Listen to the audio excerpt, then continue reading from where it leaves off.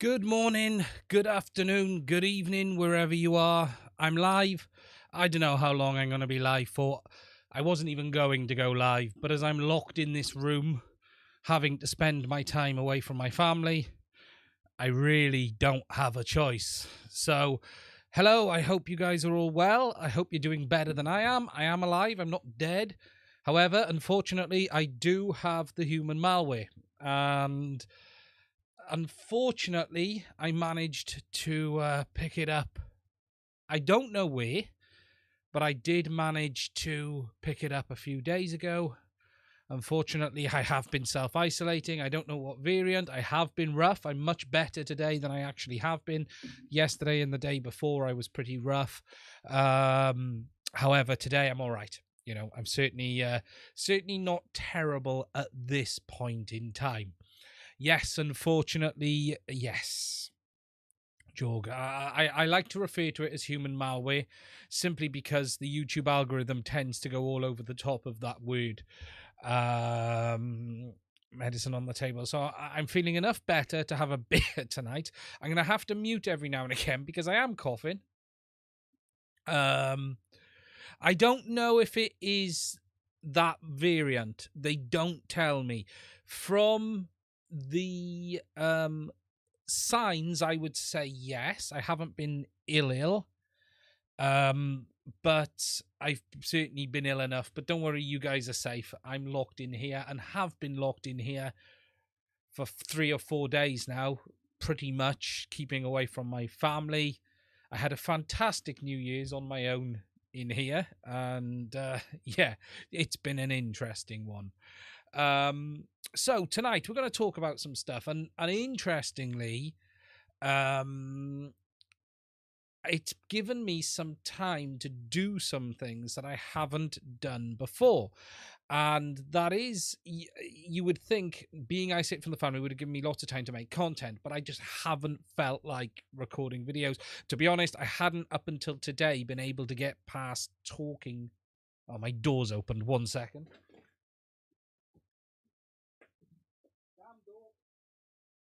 That door keeps opening in the workshop by itself. Something I gotta fix. The outside door keeps opening by itself. Something I gotta fix.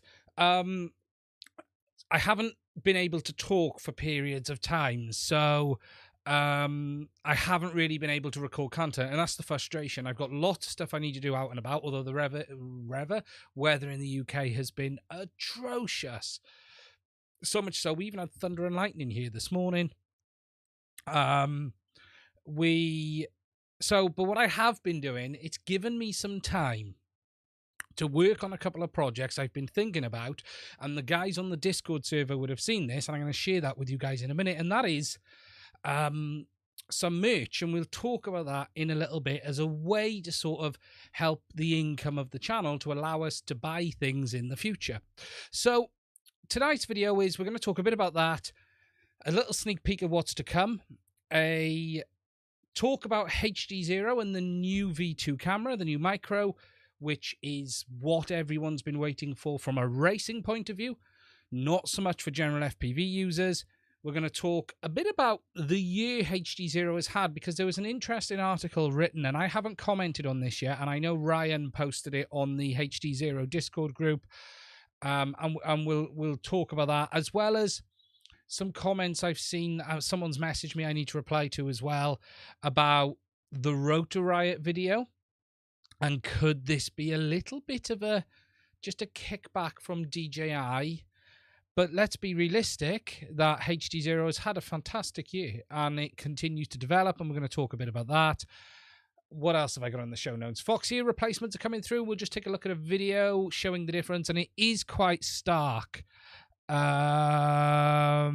problem, Lewis. It is quite stark when you see the difference between the cameras, and depending if we get that far, we'll talk about anything else that comes along as well. So what I'm going to do first of all is have another sip of my beer. For it's very important once the 1 watt arrives. Yeah, I like 16:9. I'm used to 16:9. I know a lot of people will want 4:3. I just get used to 16:9. For me, It's not that important. But it is going to be good, and it's proper vertical resolution as well. So we will talk about that. So I've got the replacement and it looks lovely. Yeah, it is interesting that there is, when you see the initial footage, it doesn't look much difference, you know, when you looked at it first of all. But then, and I've also got some other stuff that's arrived this week, which we'll talk about as well, which is including my new EEV blog multimeter. We'll talk about that. And a couple of other things as well. Now, I'm just letting everything roll in. Let me just get my windows in order, guys. 35 of you. I hope you all had a fantastic new year, first of all. So wherever you are and whatever you were doing, I hope you got to spend some time with your family and loved ones. I didn't, but that is what it is. I had to isolate away, which is the right thing to do. Unfortunately, I've been trying to keep myself away from my family. I have a young family as well, so I've been trying to keep away from them as much as I can too, and hopefully try and keep it away from the wife. It's looking good at the moment, but I'm about halfway through. What's quite funny is I actually lost my sense of taste and smell today. I'm a few days in, and I lost the sense of taste, and yeah, it's gone completely. I can't smell anything now too. So how did I recognize it? Basically, I was rough over Christmas, but I was tested negative. But I felt different on Tuesday, I think it was. I just woke up and felt different, and I did a test and it was negative. Did a test Wednesday and I felt worse, and it was still negative. But did a test Thursday and that had the line, and then I went and did the swab test out and about, you know, with the government, and that was positive as well. And interestingly, I did a another LF test yesterday, and whereas my first test was sort of faint line, yesterday's was dead solid. So it's yeah, and we're going to talk about the delays in China as well, because there is some stuff to talk about on that too. Never bad to stay away from the wife. So yeah, it's going to be. So the first thing I'm going to share with you guys is a little bit of a sneak peek of something I've been thinking about and working on for ages. And actually this developed with the help of a number of you people in the chat, but a couple of the guys on the Discord, and that is the first piece of merch that I'm going to be selling for the channel. Now, I'm just going to be clear about this up front. The purpose of me selling merch is to help generate income outside of YouTube ad revenue. We've got some amazing Patreons, and I want to continue to build that up. And if you guys want to support the channel, please do check it out. I want to continue to build up those side of things, but I also want to put something in place where people can buy something that A, gets them something that might be a little bit useful, but B, they're also supporting the channel at the same time. And I had some initial thoughts around something that would just be like an informational piece, but it's developed into something else, which I'm going to share with you guys on the screen now. And the first ones of these have gone off to be printed. And what this is, let me just get my mouse in the right place. And what this is let me get it the right color. This is going to be what is called an FPV ruler. So if I put the desktop up, this has been completely designed, and the first 10 have gone off to be printed. Unfortunately, there is a mistake on the first 10 that someone spotted after I'd submitted, but it's too late on that now. So the first 10 I'll either be giving away or selling specially signed with a mistake. I'd like to sell them with a mistake on. And the idea is this is an informational piece that you'll be able to buy, which not only allows you to help support the channel, but also have something as well. So it's a PCB ruler, just over 30 centimeters long, just under 31 in fact, and 12 inches. On this side of it, you can see there's all sorts of information, such as the RF outputs. You've got the channels for Raceband, DJI, HDZero, and Fat Shark. You've got common LiPo voltages, recommended landing voltages, recommended fully charged voltages, prop sizing, you know, estimated. All of these things are estimated for voltages on 4S and 6S, AWG wire sizes over the side there too, and some information on the motors. Then spinning round to the back, and I'll be honest, I think the back is my favorite on this. Let me just actually go back to this and view as a 2D, because it's a bit easier to view in 2D than it is 3D. I'm going to change it back to black. So this is it in 2D, and as you can see here, it has all sorts of information on there. So you've got info on there for the channels. Let me get it so you guys can see it properly. Here we go. I'll scroll it down so you guys can see it. So what we've got over this side is the logo, which will be in gold with the ruler section. You've then got the RF outputs, some information on the video channels as well as Wi-Fi, so you know where Wi-Fi goes up to, as well as some info on RC systems, so Express RS, TBS, Crossfire, Tracer, Immersion, RC, Ghost. And in those things, I'm talking about things like the power output, the frequency band, the kind of radio system it is as well. So for instance, if we look at Immersion RC Ghost, we're talking about its LoRa and FLRC, short long range radio up to 220 hertz, I should say, in LoRa race mode, or 15 hertz in long range, and just giving you the info on the output of the system there. We're then moving down to the LiPo battery voltages, FPV voltages, prop sizes, just a quick explainer on what the motor sizing actually means, with that being in gold as well, with AWG wire sizes down here with the corresponding holes. And then for what is my favorite side of this board, which is the back, let me level it up so you guys can see it. And for the bottom side, which is receiver pinouts, HDZero and DJI FPV pinouts, as well as various other bits of information as well. So if I zoom in on this side here to show you, we've got the Happy Model EP1, EP2 series, because it's a very common pinouts on that with Express LRS, talking about the bootloader pad. We have the Tracer and Crossfire receiver pinouts, because this is one people always ask about. You can see down the bottom, we've got other bits of information, including soldering iron recommended temperatures, hot air station recommended temperatures, because these are the things you don't always remember, or you don't always see. Moving over to the HDZero, you can see that we have the Vision 2 VTX on here. We've got information such as its size, its mounting patterns, the info on the system, as well as the various different boards and the voltages that are supported on it too, as well as the pinouts for the main race VTX over there. Over onto DJI, we've got both the Caddx Vista and the original DJI Air unit. We're talking about size, weight, power input on both, because remember, the Vista is 6S, whereas the DJI Air unit is 4S. We've got the pinouts for the wiring on both the Vista and the DJI Air unit as well. We've then got a little bit more information over here, such as how to increase the power output on the DJI system. We talk about recommendations on the VTX protection, so capacitor sizing, as well as recommending using a TVS diode, because it is highly, highly recommended. However, it's worth noting that HDZero, the Race Vision 2 VTX, has it built in already. We have an SMD sizing chart, some electronic symbols up here, just the common stuff you'll need to know, I should say.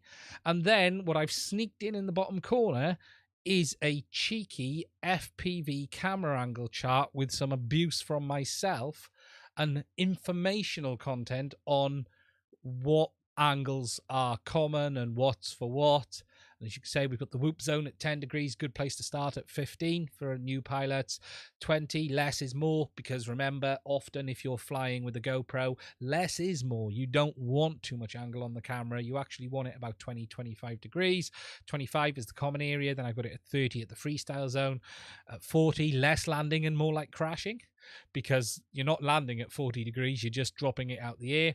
You got 45 at racing, and then you're on a sim at 55, because you've got to be. You're then heading up further. You're a pro at 65. In 80 degrees, you're in superhuman mode. And then if you're at 90 degrees, you're clearly upside down in the grass, so you need to turn on turtle mode. So that is something that is going to be coming in the very near future, and these are going to be available to buy as a way for people to be able to support the channel, but you guys get something for that as well. And there's lots of other little bits of information dotted around it too, here and there. Now, I'm really interested in knowing what you guys think about this. Let me just catch back up at the chat. Let's get it done in limited space. Let me just catch back up. Read the manual on the DJI FPV drone. Merch, great stuff. Shut up and take my money. How to start FPV motors, throttle stick, read the manual. What material is it? PCB. So it's going to be made out of PCB. It's 2-layer, 2-side PCB with the gold topping, which costs more to make it look like it should. Just turning down on the left. No space for R9. No, not on this one, but I have got plans for something else. Love the design. Flanky Flying Penguin. Looks like a lot of work. It's been a lot of work for the last... this has taken me probably solid 3 days locked away because of COVID. Looks a lot of work to get it done on limited space. It is. It's size-wise, it's obviously 12, just over 12 inches by 70 wide. So it's going to be thing. Looks so cool. I'll be buying one. Thank you, Jasper. I'm really pleased with how it's come out. 30 degrees of lesser drone is perfect. Yeah, exactly. Love the angle part. Any idea on price? I will tell you. We'll talk about price in a minute. Season greetings, Catman FPV. What are we thinking on the price? Okay, so pricing on this is complicated because I'm in the UK, which makes things more difficult. I have ordered in 10 as a test, which are already have a mistake, and I haven't decided what I'm going to do on that with them. I'm probably going to sell... I might sell them signed. Signed as the initial batch. I've ordered 10 to make sure they're correct from having everything as it should look, because at the end of the day, I don't know how all of this is going to print, and there may need to be some adjustments. So I've ordered in 10. Pricing on this is looking at... I'm going to set a margin in my head of around... The idea is to have a margin of around 5 to 7 quid on each one, okay? I'm going to be clear with you guys up front. The idea of this is to make money to allow me to continue to fund things on the channel. So I ain't gonna hide away from that fact. This is something that's nice. They ain't gonna be 2-3 quid. At the moment, postage is a bit of a barrier from the UK to the US. We're talking about it's $6 per posting. So I'm reckoning it's going to be my margin. I'm looking to make 5-6 quid on them each. That's what I'd like to make. Price wise, they're gonna be somewhere between £12 and £15 in the UK and around $15 to $20. Now, it might sound a lot. What I can promise you is that's with postage, maybe 2021. What I'm looking at, by the time on quantities of 100, I can get the price down a bit. But believe it or not, it's not the unit that costs much money. The PCBs at 12 are coming, a quantity of 10 are coming out about £4.70 each at the moment. And I can get that lower. No, it's not actually. Sorry, it's £5. It's actually more than that. I'll tell you now because I've calculated. It was 58 quid for 10. So sorry, it's £5.80 with the carriage from China. Sorry, it's £5.80 each at the moment on 10. But as I order up the quantities, they do become cheaper. So I'm gonna be expecting them around to be £12 to £15. $15 to $20, maybe $22 posted. That's what I'm going to be looking at. It isn't super cheap. It's a piece of PCB, but the idea of this is a way of people having something unique, and that way you're supporting the channel as well. And that's the plan with it. But in my head on these, I'm looking to get a margin of I'm making about £5 each, because I'm not expecting to sell hundreds and thousands. If I sold 1,000 of them, I'd be happy to make £1 each, but I'm not expecting to sell 1,000 of these. I don't know how it will go. I'll be honest with you. If quantities of 100, it does get cheaper. But what then happens, and this is the weird thing with PCBs, when you're ordering 100, the cost of carriage goes through the roof. And it does become then a bigger prohibitive thing too. So, Pricing wise, as I've said, that is the ballpark. It's not set in stone. I do know there's a mistake on the first batch. We're going to have to see how it goes, but I hope you guys like them. I'm really pleased with how they've come out, just to put them back up. It looks really nice in blue as well.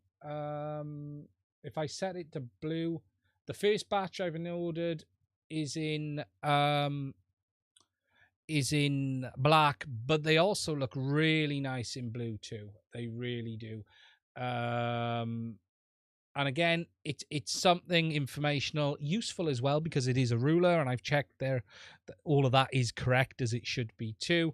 But the idea is just to give you a bit of a quick reference as well. So if you want to be wiring, because you know everyone forgets the wiring for Crossfire. Every time you do one, it comes up the EPs on Express LRS, and I have got some plans, because this is one of 3 items I'm looking to do this year. Okay, the plan is to do 3 items, and I am working on something already after this, because I bounced straight off it because I felt the juices were flowing, so it was time to do it. And I felt I got an idea for something else as well, which is going to be a big investment if it happens. However, if it does happen, I think it's going to be very cool, because it's right up my street as well, and people hopefully will like it as well. I'm just going to cough. And just to give you a hint of what that might be, I'm just going to do this and just wave that around. That's all I'm doing. I'm not saying anything. I'm not saying any more than that. But if you like that, and if you like something like that, I'm tempted to do one, but I'm working on getting some very cool stuff on it as well. And we'll see it. So spot the mistake. The mistake isn't on that image, unless someone else has just spotted on it. It is PCB. It is 1.6 mil. So that's the idea. So the goal this year is to do 3 pieces. By the end of this year, I want to have had 3 pieces in place, which gives people the opportunity to support us in a different way, because I've had a lot of thinking. If you guys saw the video that I put out the other day, hello and cheers from Australia. Good evening. How are you? It's signed the copy for the first 10. What was the mistake? Unfortunately, I'm not going to show the mistake, because I'll show that on the release video for it. It's a minor number issue. There's an extra digit in a number where there shouldn't be, unfortunately. But the idea is to sort of, this, if it works, will allow us to remain completely independent and worry no more about how we purchase product moving forward.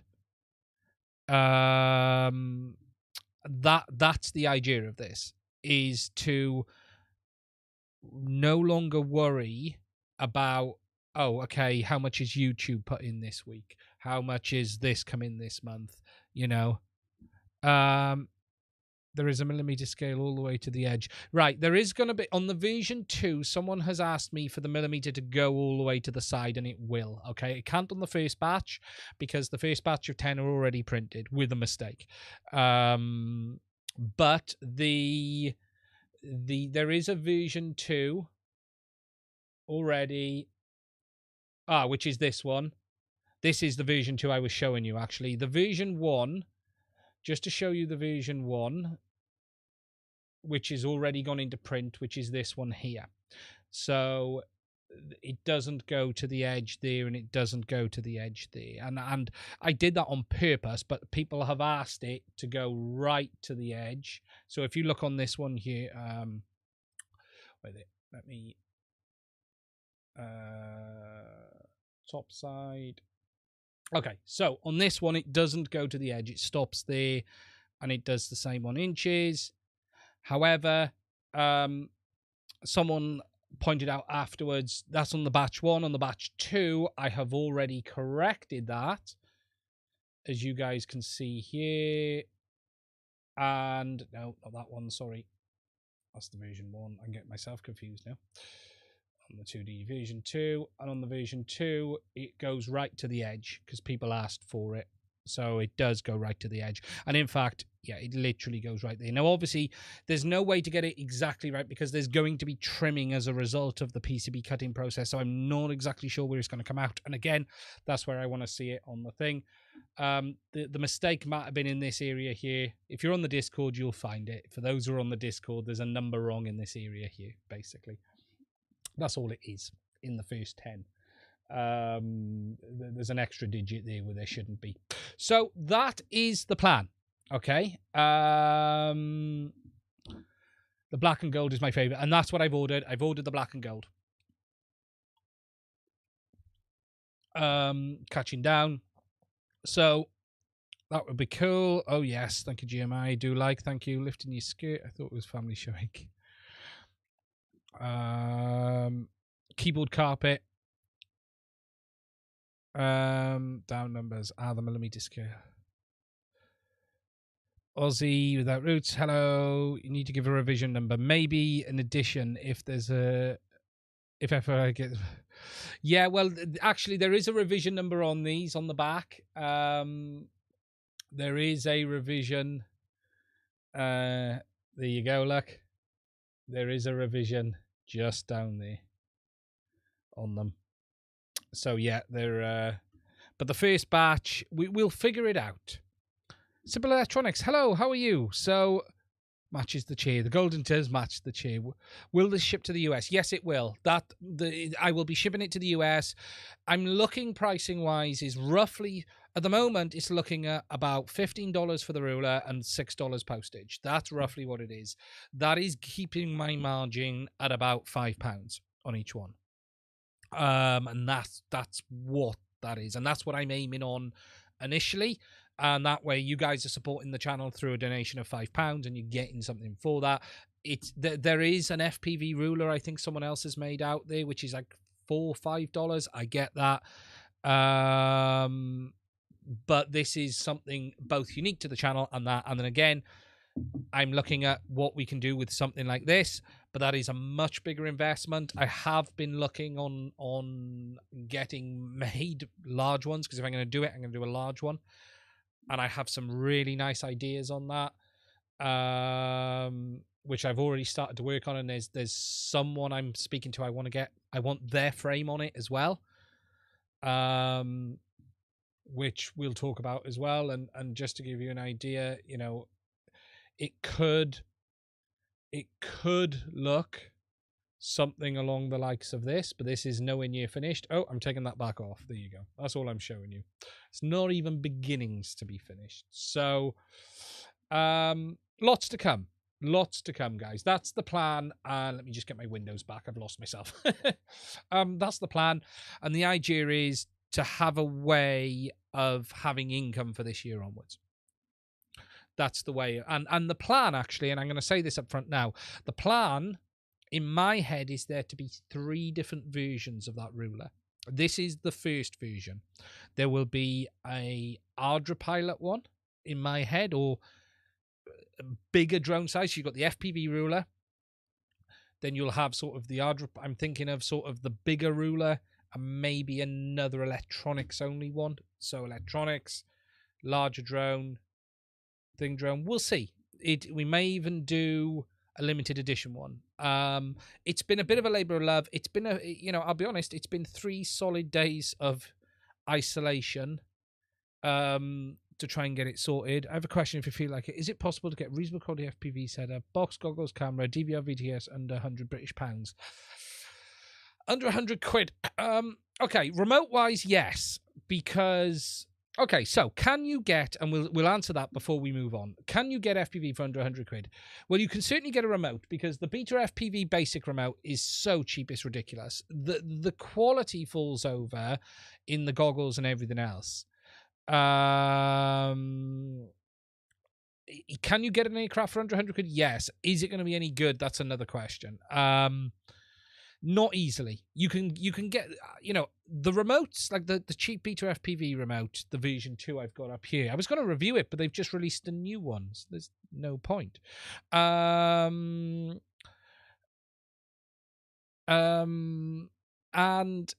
you know, you can get them for like 26 quid, which is bargain, but that means you've only then got £75 left to get a drone and stuff. So it's not going to be easy. It's not going to be easy. So, okay, to talk about the first proper subject tonight. So that's the shilling done. And before we get on, guys, I just want to say, thank you, Free Range Chicken. I was going to say about Patreon. If you do want to support us, please do check out our Patreon. Please do let me know if you do have any questions, put them in the chat and I'll try to get to them as we go through. Have a crash on iOS 5? I want to build one. No, I've got an iOS 7 here, which is my next build. I've run out of money to be able to start it. The frame's together, and there'll be a little video of this going up probably next week. I've done the iOS 7 frame.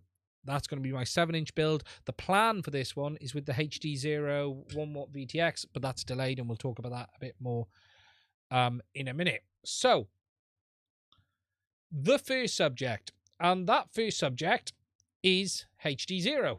And there's a lot to talk about here. So what we'll do first of all, we'll talk about what's new, because there is some new stuff. And the first thing that isn't new, though, is the VTX. The 1W VTX has been delayed or up to 1W.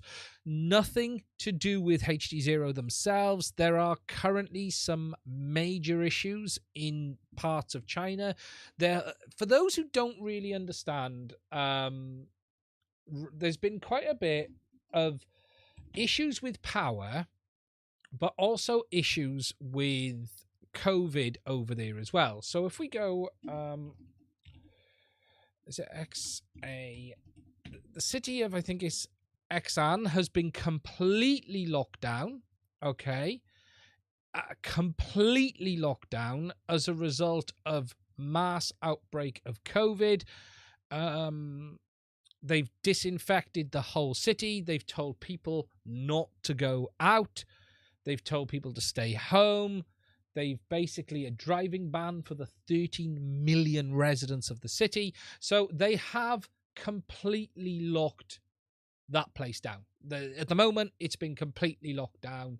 There's no sign of that letting up. That has resulted in many companies having to stop what their plans were, and that includes HDZero with regards to the 1W VTX, because that was being done by that team over there.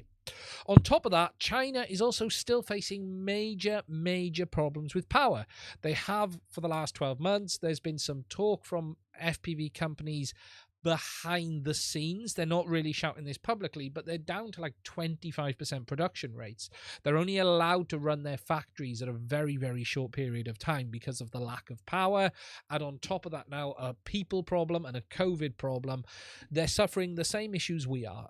Like, the same thing is hitting the UK right now. So there is many issues, and as a result of this, the 1W VTX has been delayed. It's nothing to do with HDZero. It's just the reality of the world we're getting into. However, what has been released, let me just find it. Is Discord gone? There it is. The new HDZero Micro Runcam version 2. Now, this was hinted about a few weeks ago, but I was actually told it wasn't happening, and then I told it was happening. And this is a new version 2 of the original micro camera. It is a 1/2-inch sensor, various camera menu options, 19x19 size, 720p 60, 8.5 grams, 10,650 lux. And the big one is it supports 4x3 or 16:9, and it is proper 4x3. You are getting more vertical resolution. It is not cropped. So if you look, you've got a field of view of 155 versus 122 versus 89 vertical in 4x3, whereas you're getting 145, 122 by 67 on 16:9. So it is a proper additional vertical resolution, which people have been waiting for. And I'll be honest, this camera looks spectacular. It really does. Ryan has put his video up of it. ATX Airborne has put his video up. If I look at ATX Airborne's, because his was one of the ones many of you have been wondering what happened to the microphone I looked at, and I'll be honest, let me just change the resolution, force this to 1440 because I've not finished it was. This might not look that good over the... Seems like you can see the obstacles a little bit easier, and I felt a lot more confident flying quickly. Let me around just things like find this is something how it looks in the air, and it does only look life can get. a lot better. It does look a bit I oversaturated, still find that I prefer the high saturation setting, but he has said he prefers the high saturation sky setting. and grass, you'll notice that it really brings it out well. It's really good. There are still the low and medium You've still got the low. Yeah, it looks quite oversaturated in there. I think medium is about where I would have it. You know, the high Let me just mute it. But it looks very, very nice indeed. Let me just find some more footage. He's got it. Where is it? In the trees there. It looks tidy. It looks very, very nice indeed. So this is a big one. This camera is going to push the system on massively. So this is the first one. I think Ryan's posted a video as well. Let's just have a look. Ryan's comparing them. Now, at the moment, HDZero are basically working with some specific people these days. They're not sending stuff out to reviewers. They just work with the 3 or 4 people that they have, which is Ryan. Well, they're the people who get the stuff you can see there. Ryan I have watched Ryan's video, and he talks a lot more about what's changed and overall impressions of it as well. I'm trying to find the one, because there's one with quite a bit of footage. Local FPV has done one as well. You can see he's definitely got the saturation setting down on his for racing. So it's looking very, very good. It really is. It really is. He is shifting. I can't see any detail at that speed, can you? Who needs HD at that point? But it is good. So the new camera has launched. It is heading to dealers now.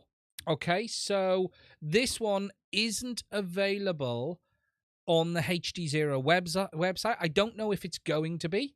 At the moment, they've said it's heading to dealers. It isn't in any dealers in the UK yet, as far as I can see. When it does, I will be ordering one in, and I will review it independently once I've done that, because that's the only way I'm getting one.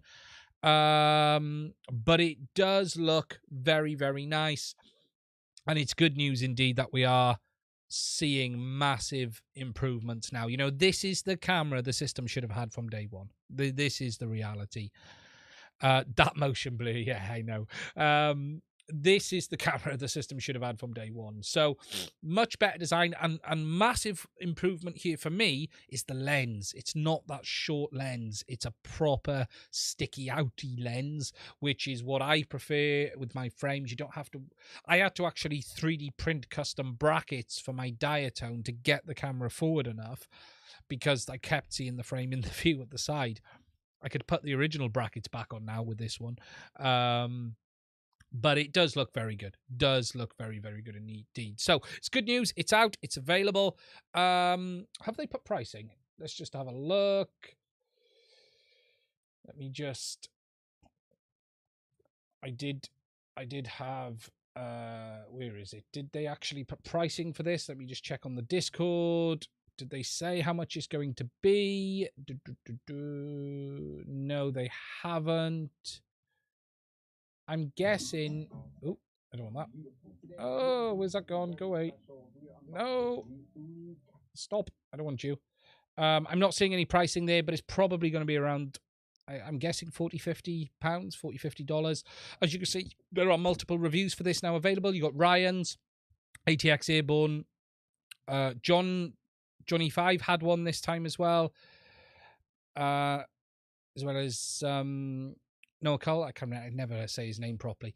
And there has been a few other videos. I think has this thing shared a video as well. So if we go on the HDZero Facebook page,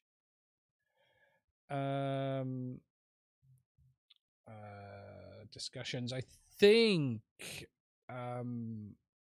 I would have thought Thing would have shared some footage as well.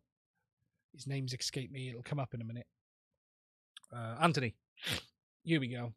I would have thought Anthony would have shared some footage as well, because he's always posting a lot of footage on the HDZero system. But it's very good. Yeah, there's no pricing being shown yet, but hopefully we'll have the pricing soon and it'll be available soon. For Sky Zone owners, this should work absolutely fine with the 04Xs. There should be no issues with that camera. However, there is a bit of I'll go and find it now. I'm just going to cough 1 sec. Sorry, human malware. For HDO2 users, it will change the settings. So there is when you do it in the HDOs, it'll put a band above, below, and either side, so you're not losing the vertical. It just squeezes the image in, as I understand it. There was a post about it added. 04Xs will be absolutely fine, but HDO2 users, let's just have a look. HDO2 users. Oh, someone's posted the live stream. We'll talk about that thing in a minute. HDO2 users, there is a post in you somewhere. I think off the top of my head, and I'll double check this in a minute, I'm not on 100% form today. I believe it puts a bar either side of it and it squeezes the image in, which would make it look smaller, but you still get the full vertical resolution. I think it puts a little bit of a bar at the top and bottom, nothing major, if I recall right. Someone might have put that in the chat already. Let me just have a look. Should have launched with 12 months ago. Exactly. Run camera was oversaturated out the box. It doesn't look bad, but he did say he had it on the thing. But it's looking fantastic. $50. Thank you, Ryan. See you in the chat. Sorry, mate. I'm not 100% on form today because of human malware. $50. So very good. Very good indeed. So hopefully it'll be at UK dealers. Hopefully it won't be too long. I'll be able to get my hands on one. But it is looking like the camera to have right now. Now, as I've already just mentioned, so the up to 1 watt or the VTX L is delayed. Nothing to do with HDZero. It's just the result of the world we're in. It's coming. We've seen it. We know what's to come. Wes has shown us what is around the corner. But what is interesting in this is the year that HDZero have had, because if I look back and look, I've been making content on not HDZero, Sharkbite for a very long time. I'm not saying this to thing, but I've covered the system a lot, and some people will agree and won't agree with what I've said about it, but I still fundamentally believe everything I've said has always been fair, and where I've said it's got plus points and negative points, I feel that has been fair as well, but I've covered it for a very, very long time. But it is a different system today than it was a month ago, let alone 6 months or 12 months ago. And what I would say is this: if you are looking to get into digital, you should not base anything on what you've seen in the past. I'm waiting to get the 1 watt video transmitter in because I am going to redo my review of the system from scratch. I've got 5 videos planned for HDZero, of which 2 have gone live. I've put 2 tutorial videos out. There's a 3rd one which I'm waiting to do when I'm going to try and do that next week or the week after. And that will cover sort of basic setup, and I just want to go over a few things on that. But it is now time to review this system again. Now, when I reviewed it last time, we had a look over it as Sharkbite, and I discussed its plus points and down points. And I think at the end of the video, I said something along the lines of, if you want out the box experience, it's DJI. But that is now changed, because today HDZero out the box experience is as good as DJI.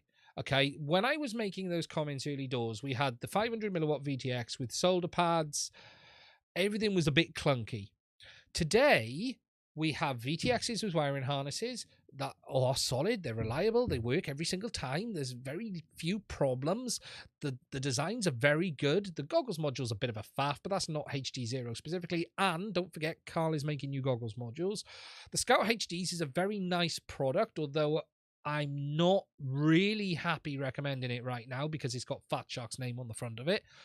And there are a few reasons around that. But HDZero today is in a very, very different position than it was 12 months ago. Now, there was this strange article, and let me just find it, right? Now, I've come across this website before. It's Drone Life, it's called. Now, I've come across this website before. It's a bit of a weird one, and I'm going to be honest with you guys up front. If you do some digging on this website, which I've done, this looks like it's been set up to sell. I'll be honest. If you look at some of the people involved, I'm not saying they're bad people, I'm not saying anything negative, but it almost looks like it's been set up by people involved in the tech industry and not the drone industry. And it almost looks like they're throwing crap at the walls and hoping something sticks.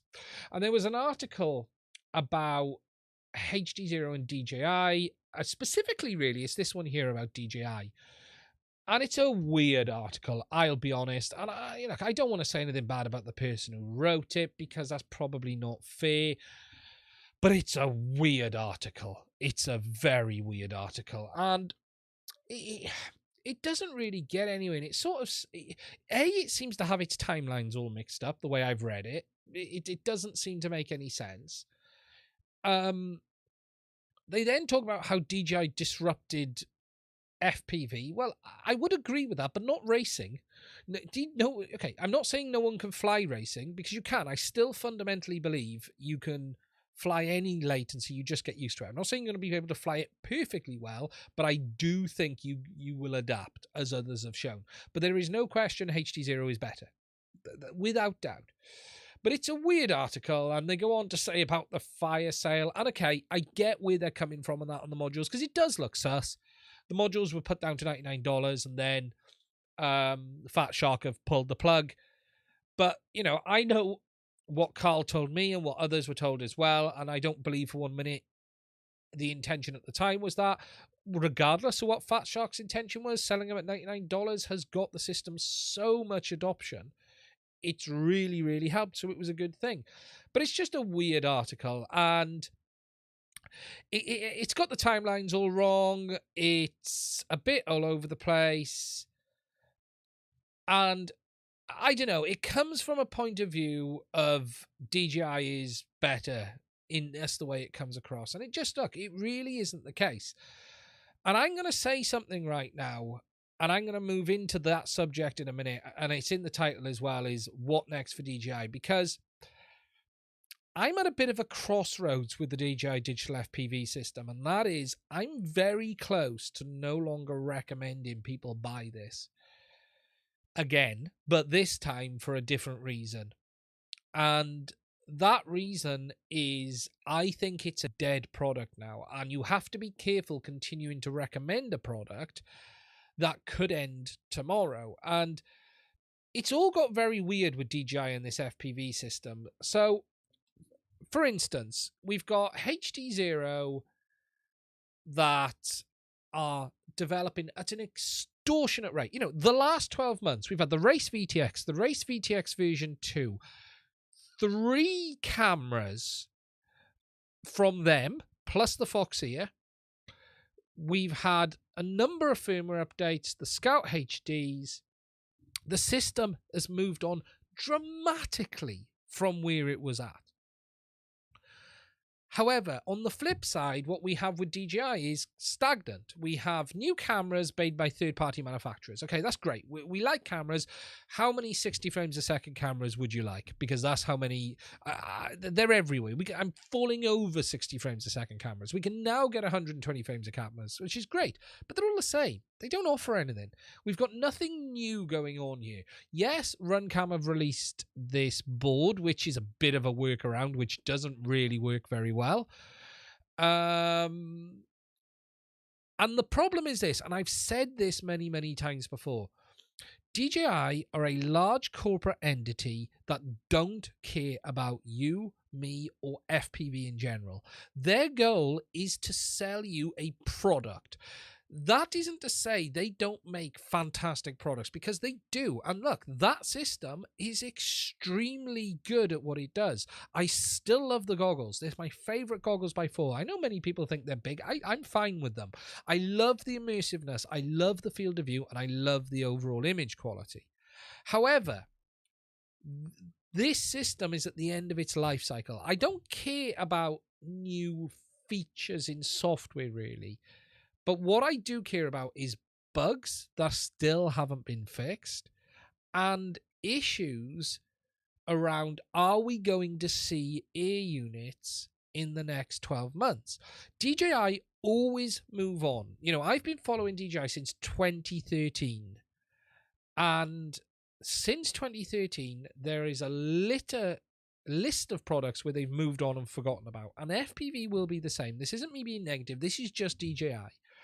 They make a product, they use it, they sell it, it gets to end of life, it moves off. And the FPV system is in that period like the Inspire 2, where it's no longer really being developed, but it is still being sold. But they could end it at any point in time. And I still firmly believe that they did this as a means to an end to get to the FPV drone. And I do think they will end the system at some point. So it's getting to a point of, it's hard to 100% be happy recommended a system when we don't know what's going on. And they're not talking. This is the problem. We don't have any chatter from Cadex, Runcam, or DJI. And the reality is, it's beginning to feel like a dead end. And I've been here before with the RE system. For those who don't know, the RE system was a digital FPV system by DJI, the first FPV system they released. That is dead today. You can't get air units for it now. You can't get any parts for it now. Don't think this won't happen to the current system, because that is how DJI work. If you think FPV is sold too much for them to not care about it, just look at the Phantom 3. You can't get batteries for the Phantom 3s or the Inspire 1s anymore. Look how many of they sold. They sold more Phantom 3s and Inspire 1s in probably the first year than they've ever sold of the FPV goggles. I think there is a point where it will die, and the questions will be whether they're going to do something else. And the RE system is a flash. So I know the FPV community is new to DJI. They are new to them, and I know people think, oh, they're not going to do this or that. But trust me, if you've seen what they do for a long time, history repeats itself time and time again. Now, my opinion on that could change if they talk to us. If they start saying, we're going to work on some new stuff. You know, the air units in Vista hasn't changed since almost day one. So the Vista come a little bit later, but the air unit was day one. Nothing has changed on these from the start. We've had no redesigns, no hardware changes really, or anything at all. They're not the DJI brand, but they work well. Yeah, you can get third-party parts, but remember, if DJI put the air unit out of production tomorrow, we're stuffed. That's it. So I am at the stage of saying, be careful. I'm just going to cough and take a drink.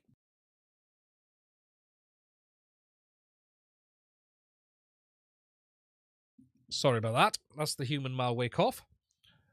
I haven't seen you in a while. So that's the situation. I'm not saying it's ended. I'm not saying you shouldn't buy it. But what I am saying is, do be aware we are in the latter stages of this system, and it may not be around forever. Why would DJI change anything if no other system comes close? DJI are a complicated animal, and what you have to understand is it a market they continue to want to sell in? Okay, for those who haven't seen history, DJI used to make flight controllers. They no longer do. They used to make the NASA V2. They no longer do. They used to make the A2, then the A3. They no longer make them. They used to make ESCs. They no longer do. They used to make some of the best ESC and motor packs on the market. They don't anymore. So they do move on from markets. And I almost believe today that the FPV system, having seen how it's been designed and moved on, was a means to an end for OcuSync 3, and they're at that end now. bearing in mind, if you haven't seen my video where I walk you through all the versions of OcuSync, OcuSync 3 is all based off the DJI FPV OcuSync technology. DJI FPV is a massive success, not compared to their selling drones. The thing to understand is it is minuscule market compared to selling drones. They've probably sold more Mavic 3s than entire FPV handsets, and that sales not particularly gone well. So yeah, it's interesting. We don't know what they're going to do. We don't know what they're going to do. They're a weird company at times, but the fact they're not talking and the fact we're not hearing anything does raise question marks. Perhaps there'll be a new product around the corner. They have announced there's something in January. Perhaps that will be a new FPV system. I don't know. They don't talk to me anymore. Very few people talk to me these days. Yeah, we'll have to see. But all I would say is this. If you're looking for the safe bet on a HD system that you can invest in and there's going to be a future, that right now is HDZero and not DJI. I cannot, and anyone cannot guarantee that the DJI system will still be here in 3 months, 6 months, 9 months. Right now, HDZero is the safe bet on digital FPV, and that is a flip from where we were at 12 months earlier. And that is the reality. That is the reality. Hopefully, DJI will continue in the FPV system industry and they will develop a version 2, dual band, 1080p, and push the boundary forward again. We know HDZero can do 1080p. Carl's already told us that. HDZero doesn't need 120 frames a second. Next is 1080p. If there's a version 2 DJI system, it is very likely going to be dual band 1080p. But the dual band is complicated because it doesn't have the integrated RC link for everyone. They can do it on the current system because if you buy the DJI remote, it interlinks on the remote channels as it does. But version 2 will likely be 1080p dual band. That's about the only real changes they can do. There's not a lot more you can bring to it other than that. Canvas mode, I'm not even convinced if there was a V2 tomorrow it would have canvas mode, because DJI don't particularly work well with other partners, especially open source ones. Hopefully Cadex don't make the Vista, DJI do. That's the thing to understand. DJI make all of the ear units themselves. The only reason Cadex sell the ear unit is the Vista is because DJI can't, because it's not FCC certified. DJI can't sell it as the company they are because it's not FCC certified officially.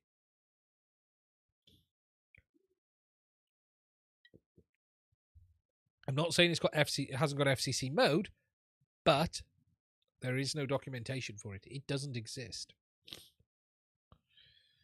That's why we think Cadex sell it and not DJI. The Ear Unit Lite is sold by third parties outside of DJI's control, so they don't have to deal with the regulatory problems around that. That includes things like touch temperatures and RF interference. Whereas third party selling it is a different kettle of fish.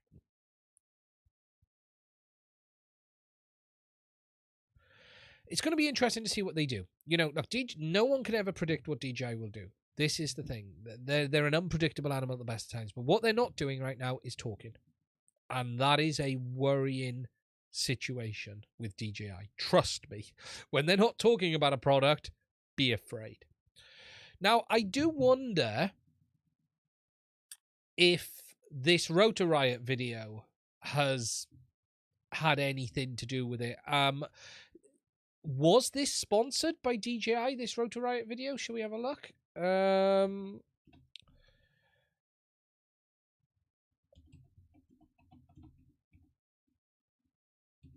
Rotor Riot. Was the Rotor Riot one sponsored by DJI?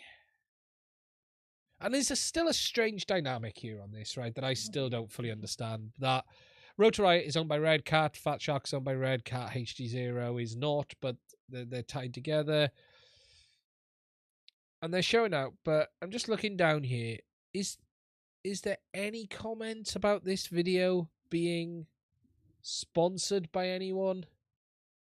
Let's just have a look at the start. There's nothing in the comments section. So I would like to think if it was sponsored, they would say analog versus digital. There's nothing down here. RotorRiot.com. No, there's nothing to say it was sponsored. So, because look, we know Rotor Riot sponsor DJI. Sorry, DJI sponsor Rotor Riot. That would be funny the other way around. And it's a bit of a strange video, but yeah, I just wanted to see if it was. But it doesn't. There's no comments. There's nothing showing up at the start. So I'm going to assume it wasn't sponsored by DJI. So we're going to have to see. Okay, catching up on the chat. Let's just go back. Right, we'll start at the bottom and work my way up. General Manager Vortel said drones market, etc. is stagnating, but the money is selling commercial area drones. Yeah. No, I didn't hear any during the vid. I didn't hear anything about it. Do you think DJI will pull the same trick again with using FPV community of sort of beta testers for a new system? The question is, did it do what it needed to do? Okay. They specifically said so, at least in one. Yeah, they have in the past. To be fair to Rotor Riot, if it is sponsored, they do say it, or it normally flashes up sponsored by DJI. So I'm guessing that one wasn't. It depends. It was a means to an end. If you look at the FPV system today, that chipset has been used in OcuSync 3, everything from that point forward. So all of the drones running OcuSync 3 now use the same chipset.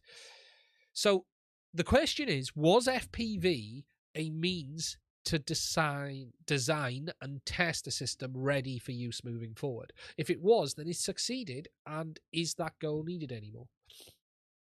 You know, you've got to still remember there's this strange position where the FPV goggles only work with the FPV drone or the air system, yet they do work with the A2S. It's just locked away in firmware and we can't access it. But the firmware is in there for it, yet they've never made them compatible. So at the moment, they're restricting the market this product can be used on.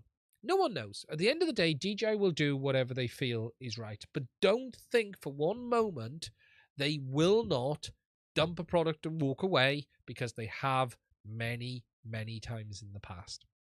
And then the problem then is you're left with a system that you're trying to scrap to buy air units for. If you want the DJI and you're not sure, just buy what you need for the next few years. Okay, going back up on the chat. OLEDs, better design goggles. Possibly OLEDs. I'm not convinced they will. It's the cost. If the cost is prohibitive, they won't do it. If the cost is prohibitive, that's a big OLED panel to go in that. Please do a tutorial to flash R9. I'll have to get some R9 units. I will do a tutorial on that. Yeah, HDZero. Okay, so Floor Flyer. HDZero is market limited. It is, but what it's doing now is building a foothold. And once it has a foothold and it's continuing to communicate with the community, then it feels secure. You know, no company. Okay. The reality is this. Someone could come in and buy HDZero tomorrow. But the reality is, as long as Carl is still communicating with the community and as long as they're doing that, that feels like there's security. So what you've got on one hand is one company that communicates, one company that isn't. So we can understand where the plans are for the one company. The one company is bringing out a 1-watt VTX, new goggles modules, a dual analog and digital FPV module for racing, a display unit, as well as other things too. And the other company is saying nothing. The product's 3 years old and we're just getting cameras from third parties. No firmware updates, no bug fixes, nothing. So, you know, you have to decide where you're going to bet your money. And I'm not saying everything has fundamentally changed with HDZero, because it hasn't. It still has its inherent behavior.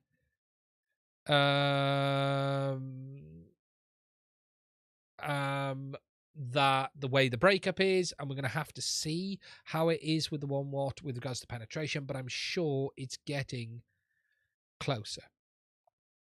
DJ don't need copy, people will buy it. No, DJI don't need to copycat anyone. The question is whether they actually care about the market and will continue to be in it for the next 2 to 3 years. That's the question mark. Just don't think for 1 minute they will end the system. Because remember this. This system ended in January this year, unofficially. Goggles were no longer in production. Air units and cameras were no longer in production. They then quickly brought out a version 2 firmware to allow the V2 to work on it. They weren't even going to do that. They told all of their dealers the system was actually obsolete. And then they hashed out a quick press release to say it isn't, and there's going to be a version 2 goggles in the next week or two. For those who know, and JB will know this, because Joshua Bardwell was involved in that release for the V2 goggles, and I was told up front as well, but I'd stepped out of being involved at that point. That system was basically over, and then they suddenly rushed support for the version 2s. So at times they're a strange company. You know, the other thing to take into account, DJI now make an FPV drone. That's where their market is. They have very little interest in the hobby side of it, just like they have very little interest anymore in selling flight controllers, ESCs, and motors. It's the same thing. Don't forget that. But it should be a profitable part of the business. So one would hope it would continue based on that. Let's just have a look. Okay. I saw a chat message. Just a live flight bind and fly. Activated my ear unit, updated it, and all DJI goggles. I can't seem to get my goggles to bind with the quad. I'm very new to all of this. Make sure your FPV goggles, DJI ones, are in the right mode. They need to be in the ear unit mode, not the drone mode. Go into the settings and about screen and scroll below the bottom, and there is a mode option there to switch to FPV. Has anyone tried the aftermarket lens on Nebula Pro? No, I haven't, sorry. HDO2's damn good image. I used them. My video shows lens looks like micro HDR near the end. My video shows what the RC lens looks like on the micro version 2 near the end. Okay, we'll have a look at that now, right?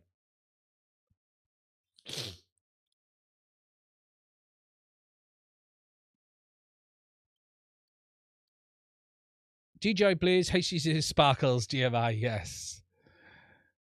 I still think DJI is a better picture. Yeah, it is very, look, the DJI experience is very, very good. But also remember that, history's a funny thing. If you remember Betamax versus VHS, Betamax was better than VHS, but in the end, 1-1.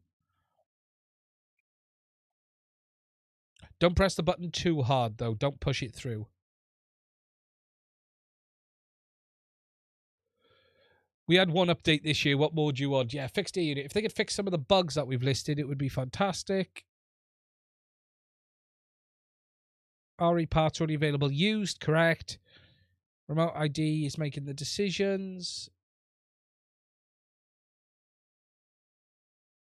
You can get Phantom 3 batteries. Yeah, okay, I caught up to there. Really want to buy DJI goggles. They're very good. I'm not saying they're not. DJI FPV is a massive success. You have to define success. In numbers, it's still minuscule compared to drones. DJI got us out the dark ages. No question about that. Absolutely. And we would not have the systems we have today without them.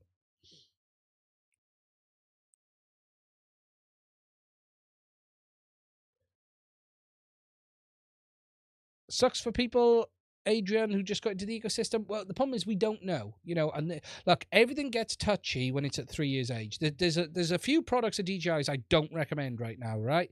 Crystal Sky, because it's end of life. The Inspire 2, because it's basically end of life. And it's heading towards being the case for FPV as well.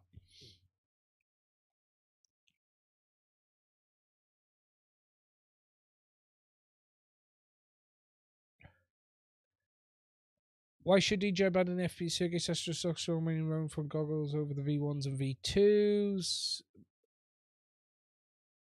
Do you think DJI will pull off the same trick again? Okay, I caught up to that point. There we go. I would imagine even car will go quiet and the system ends up running smoothly. Yeah, the problem is DJI, but you get the problem is, okay, so what I'm talking about this, you have one system where bugs are being fixed and one system that isn't. Okay, look at it this way. So you have HDZero where bugs are being fixed, DJI where bugs are being ignored. You got one manufacturer talking, one manufacturer isn't.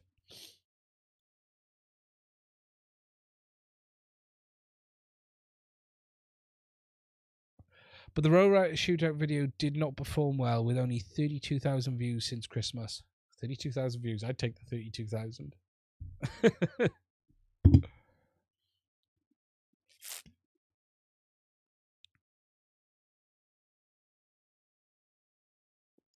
V2 controller needs to work with the air unit. That'd be very nice.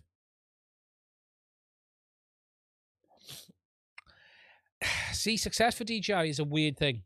They look at how often a product... DJI know how many products are sold and how many products are regularly used and how many are activated. Something I do know, which I might be breaking an NDA saying this, but I'm going to say it anyway. I do know they were disappointed with the RoboMaster with the amount sold versus activated. The activations weren't high, which means people struggle to put them together.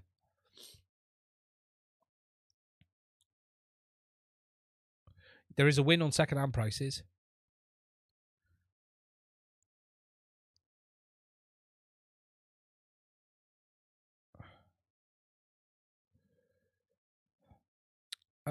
Someone said they wouldn't go out and buy it because HDZero talks. I've lost that.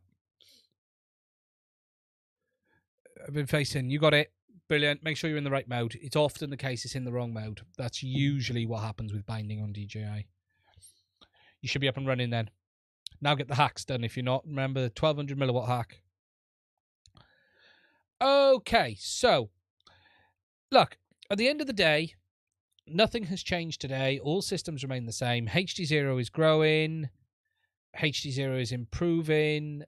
DJI is stagnant. That is where we're at today. What the future holds, no one knows. What we do know is there's new product around the corner from DJI. We don't know what that product is. Could be FPV. Who knows? And we know there's new stuff coming for HDZero.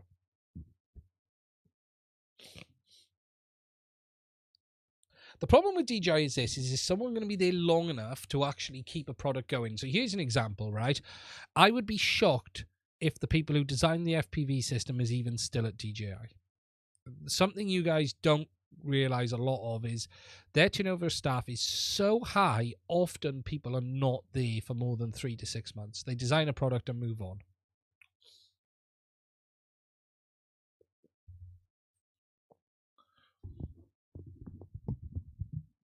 Do you think HDZero needs to be developed to give 720p 100? It doesn't need 120 frames a second at all. The benefit now for HDZero would be 1080p, not 720. Frame rate is irrelevant. DJI have to do 120 frames a second to get their latency down because of the way they're doing the imaging. Because remember, DJI are caching the image before transmitting it. So the image is being cached, processed, and then transmitted, and that adds delay time. So the faster they can deliver an image, that means the next one is there quicker. So DJI are having to use 120 frames a second to basically increase the speed of their pipeline. Because remember, on the DJI side, the camera captures the image is then encoded for the processing to reduce the overall image size. Then it's encoded for radio, which is the OFDM, but actually the error correction encoding. It's then sent, decoded, buffered, and then transmitted onto the goggles. All of that adds delay. So DJI doing 120 frames a second means they're getting twice as many frames through that pipeline, which makes it less latency because they're doing it in half the frames half the time.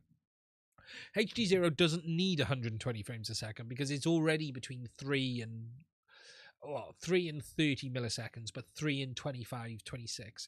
Yes, less latency is always a benefit, but there's an interesting question on this for 120 frames a second is, what is the point that we no longer see an improvement?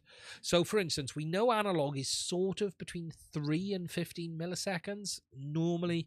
somewhere between those ranges. And HDZero is sort of between 3 and 30, but on average 3 and 20 is where HDZero's at.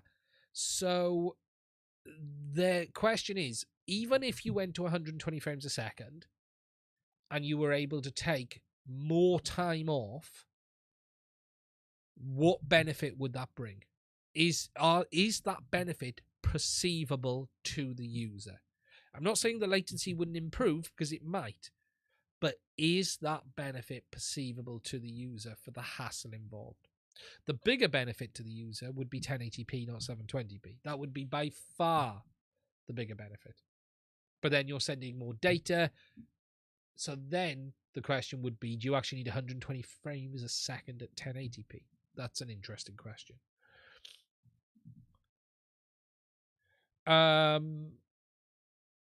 And then there's the other problem of what goggles support 120 frames a second for HDZero. You know, DJI support 120 hertz on the V1s and 144 hertz on the V2s, because it's their custom goggles with their custom panels.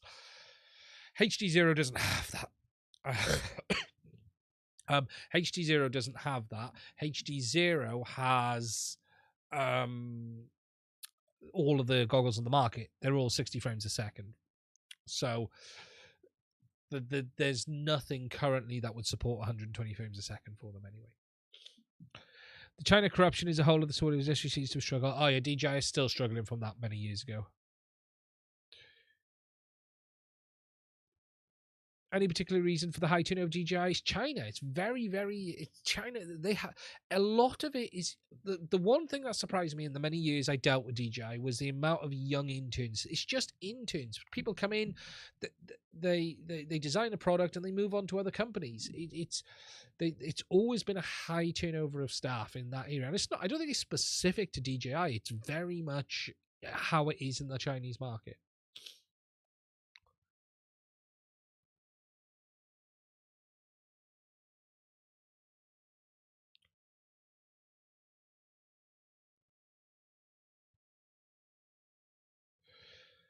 Yeah, DJI had the corruption scandal a few years ago. That's a bit of a political one and a difficult one. You know, the Chinese market always has a high turnover of staff. A lot of the people often is the case where they're young, they come out, fresh people, new ideas, move through the chain, and they're gone.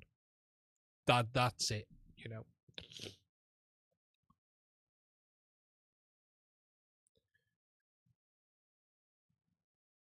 Just about any particular reason for the high turnover, DJI? I think I just answered that. Which one of the corruption scandals? Yeah, DJI goes bust tomorrow. Oh, look, okay, I think people are, just to be clear, I'm not saying DJI are going to go bust. No. DJI can do whatever they want. They are the gorilla in the room still. They still are. They have all of the power, all of the control. They could tomorrow drop a system that will blow everyone else out the water again. You know, history could repeat itself. 1080p, 120 frames a second, sub 20 seconds latency, 30 kilometers range. Look, they have the resources to do this stuff more than anyone. The question is, what's important to them, what markets make sense, what investments they want to peg their money, and what teams will get the go-ahead. So something to understand with the way they do stuff at times is a lot of it is internal competition. So you'll have 2 or 3 teams competing to make a product, and they'll all design their own type, and then one team will win that, and that's the one that goes ahead. But this is often the case why things are very different to previous models. Take the Mavic 3, right? There's a reason why it's missing half the features from the Mavic 2, because it's not made by the same people. It's not the same software. It's an entirely new drone. DJI don't often do things based on what they've done before. There's a very, very real possibility that if there's a new FPV system, the current goggles, the current air units and cameras will not work with it, because that is their history. That every product they've ever made is like that, apart from 1 or 2 very small, mild updates in the middle. So they are always on the dead front of technology, pushing the limits, but they're always starting from scratch, something new, something amazing, something fantastic, comes with bugs, comes with issues. They support it for a year, it then goes into dormancy, and then it ends 3 to 5 years later. That's how they've run their business. It has always been the case. It's been the same since 2013. And again, whilst I know many of you in the FPV community are quite new to DJI, they're not. The history guys who've been around a long time will know how that is. And I'm not saying they're bad. I'm just saying you have to understand how they do things.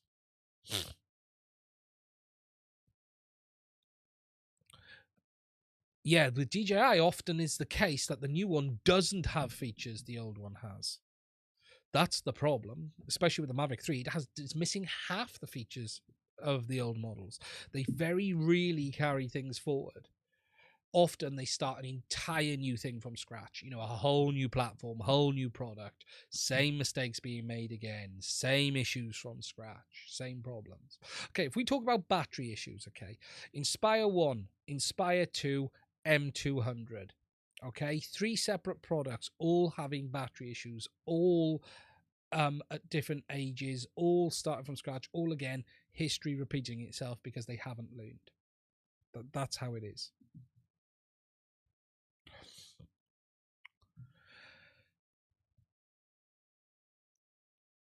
DJI is making car sensors. I'm just going to cough, guys, and have a drink.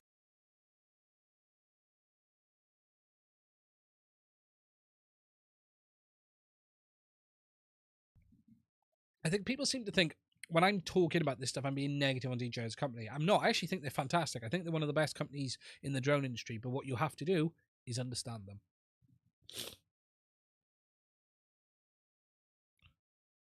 Simply don't buy it. You seem to have loads of it. Yes, because I actually like a lot of their products.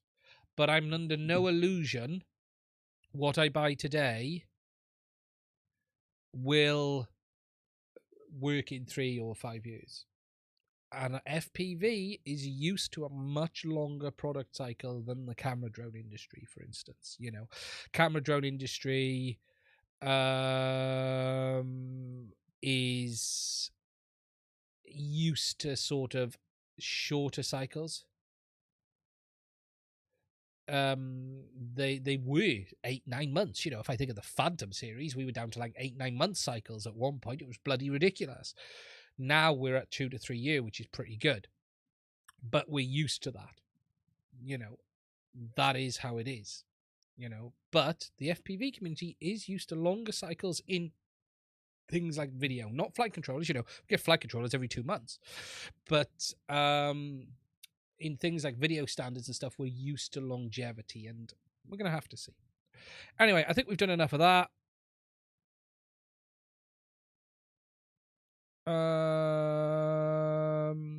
M300 is still unmatched by half to this day. It's a great drone, the M300 but there's still a lot of things that aren't working properly on it. RTK and stuff like that.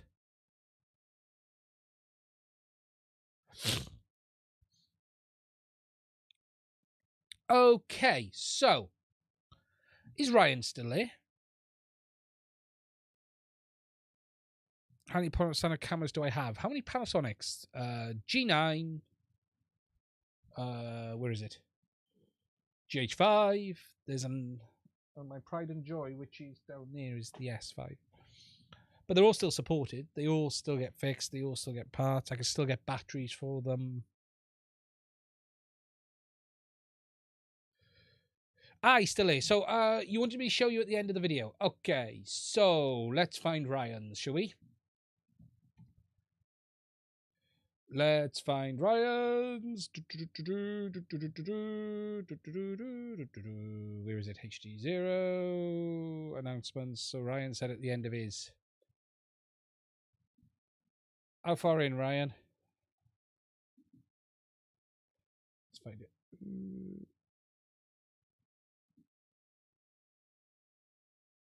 Scaling mode, 60.9. Ah, the wide lens. Okay.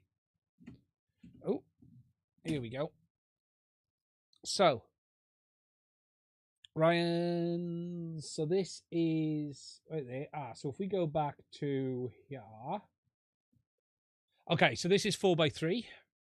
Native 4x3 finally. If we look at the frame size, we've got, you know, just at the top there. So what we got? 1, 2, 3, 4, 5, and we can just see the top of it. We can see the bottom and the top, can't we? We can just see the bottom, just see the top. which is very cool. And then he goes to 16:9 scaling mode in a second.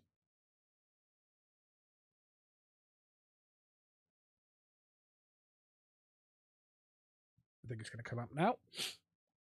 Here we go. Let's have a look. So what's he going to go to? This is the camera menu. 16:9, save.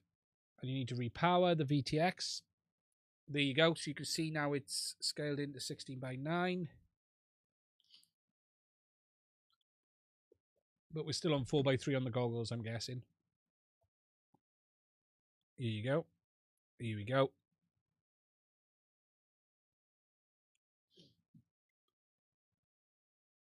There you go. He's changing it to original. There we go. And then he tries the other lens then. This is the different modes. So this is 16:9 scaling. Hope he's got a fan on his VTX there.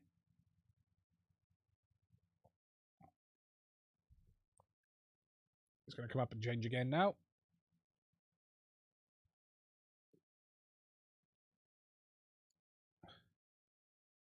And this is the RG18 wide angle lens.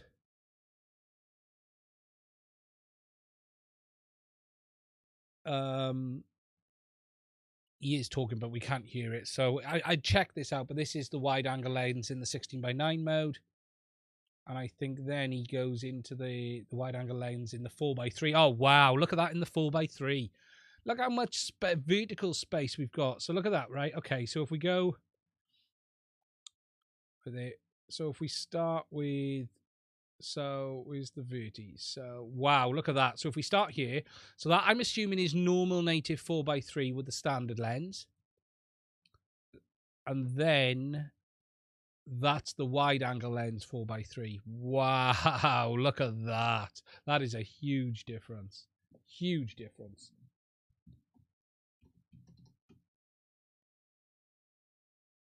That is massive. That is massive. Did I see Philip Bloom's Mavic 3 review? Yes. I haven't finished watching it. But I've seen most of it. I don't know if I'm going to get mine finished this week.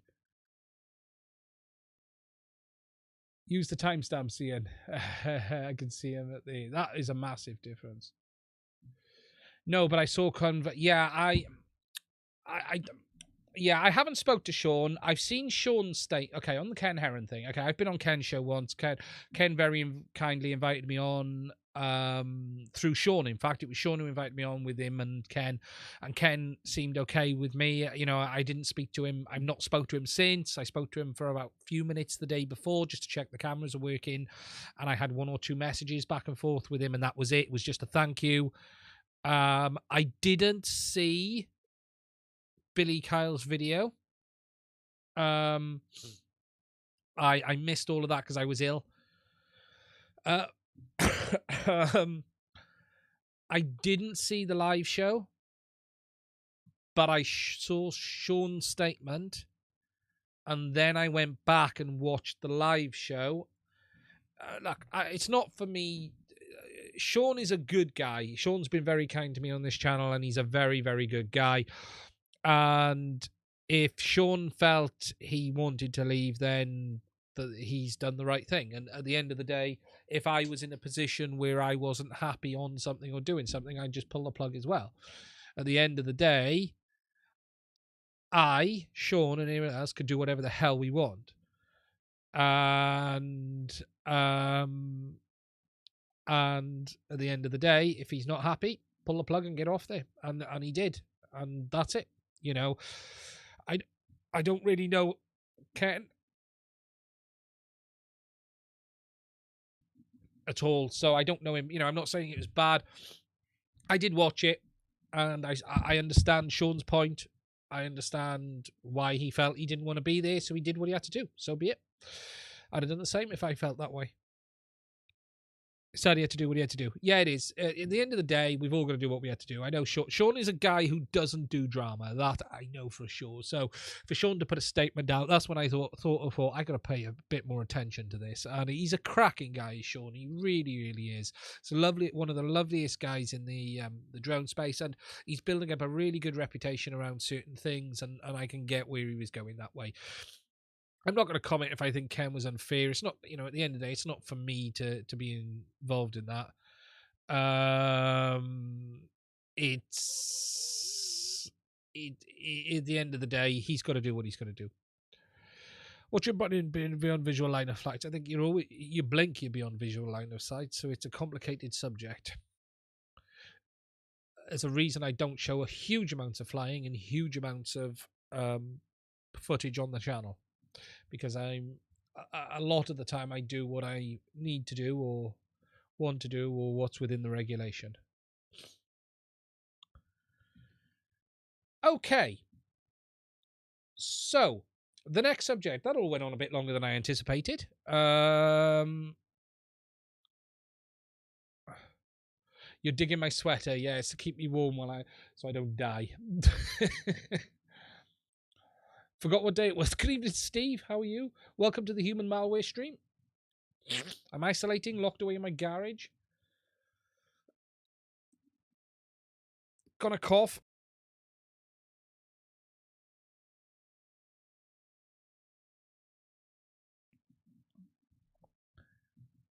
I have eyes like Achima, eagle eyes. Exactly. I can see through my eyelids. So, okay. The next thing to talk about, and this won't take long, is the Foxeer cameras. They've arrived. The replacements have been going out. I think GMI's got his. I never actually ordered one, so I didn't. But I did see this video posted, which I'll share up now, which shows the difference between them, actually. And I haven't looked at this too closely myself. Oh, God. Oh, God. Wait there. Hit the wrong button. I meant to mute it, and here we go. So hopefully now you'll see the difference between the colours on the old and new cameras. You can see it there. It's definitely got a bluey tinge to it for sure. Definitely looks a lot better now. Let's see it in the air. It's not shocking though, a bluey green, but it's not terrible. You could pull that out in post. Don't get me wrong, I understand why you'd want it swapped, but it isn't shocking. But you can definitely see it. If we pause here, look at the building, the roof line, you could definitely see the color difference. So it definitely looks better now. It looks really nice, this camera as well. Again, this is the HDZero one. So again, you can see it here, the tinges around here. Interesting though. Look. Oh, this is props. I was going to say, what's the green tinge there? This is props. He's mounted the camera differently, or the field of view slightly different. But yeah, you can definitely see the difference. So it's worth getting your one changed. Do you know what I mean? It is worth getting it changed. It really is. So that's the Foxeer. Definite improvement. I've lost my chat. Where is it? I want the fixed one. Agreed.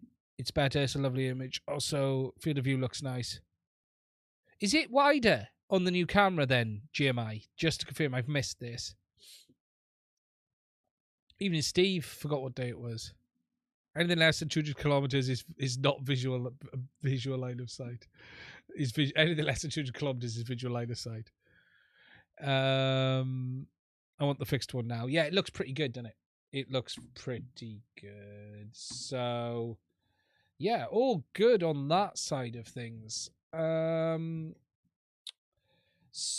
God, I've lost my screen. Where is it? Come back. Oh, no, actually, no, I haven't. Have I closed it? No, that's what it is. It's hiding full screen and I couldn't see it. Sorry about that, guys. Okay, so that's pretty much everything that I put in the doc for today. A couple of other things just to show you guys. Is my overhead working? Oh, it is. It's just not zoomed in. Let's zoom the overhead in. My Christmas prezi to my... Oh, my God. I'm in camera mode. Oh, my God. Look at that. Wait there. 1 second. I forgot I changed it. There. Should be there. There we go. 1 second. That's better. Sorry, I put the camera in camera mode. I was taking some pictures of it, things earlier. I've got my new multimeter. Now, this is the EV Blog multimeter. If you haven't seen it, it's from Dave. I bought this as a bit of a Christmas present to myself because I needed a new multimeter, and I really fancied the Dave one because I do like to support other YouTube channels.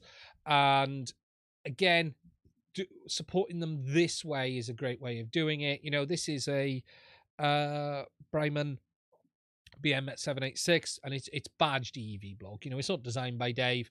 They approached him of working with him on this meter, and it's just a way of, you can order it from Dave direct. You can get the meter. He shipped it to the UK for me. It took no time at all. I sent him some abuse on the video I put out. If you didn't see, Dave put a challenge out about the YouTuber push-up challenge, and I put my reply to that one out as well. But yeah, so I'm really pleased with this. It's a good meter. It's got some nice features as well. So what's quite funny is I need to have a look on this desk because there's that much going on my desk here, right? It picks up, or it was. Let me just see if it still is. Oh, I haven't got probes in it. Let me put the probes in. It picks up 50 hertz off my desk. For some reason, my desk is... It might be I've got a slightly leaky power supply on my PC. What's on this desk, because it picks up 50 hertz. Look at that. Look, I've just put the red probe in. The probe's here. Right? And it's picking up 50 hertz off the desk. If I lift the meter off, if I lift the meter and the probes off the desk, look, it goes to 0. But when I put it on the desk, it's picking up 50 hertz, mains hub. Now, right under the meter here, there is no power cables. There are no cables under this area here at all. Yet it's picking up 50 hertz. I'm not exactly sure why, if I'm honest. It's not the meter, it's my desk. That's the problem. Take the probes up. But yeah, but if I go above here, if I go further up, go that way. Sorry, show you upside. Actually, let me zoom out a bit. Actually, let me straighten the camera as well. Ooh, there you go. So yeah, you can see it's picking up 49 hertz off my desk. In the air, look, it's absolutely fine. It's doing what it should be doing. But touch this desk. 50 in the UK, so it's mains hub. But the interesting thing is, it's not doing it on any of my other benches in the workshop. So when I put it on the other benches, if I go over to this bench here, right? Nothing. Oh, actually, no, that one's got 50. It's that one over there doesn't. No, it doesn't. Over there. Oh, yeah, we got 50 hertz on this one as well. But there are some mains cables here. Let me try over here. Yeah, getting 50 hertz there as well. I'm getting a 50 hertz mains hum. But it is very nice in blue as well.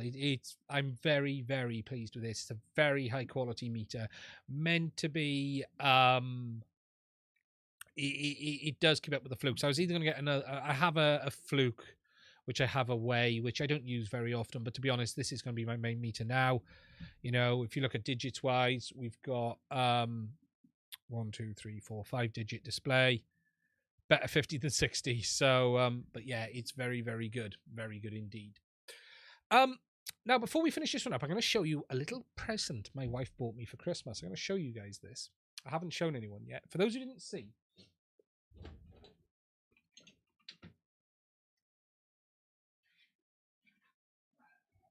let me move this across and grab 2 other bits.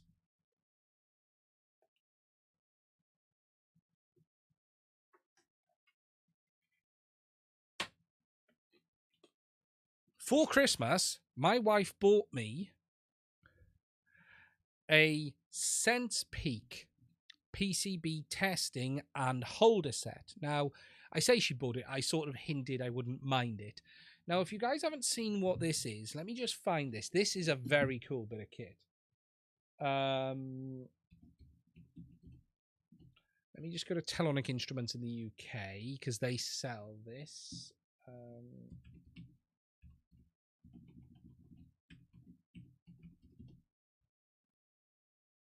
Let me just find it. Here we go. And it is this thing here, okay, which is a PCB holder test kit.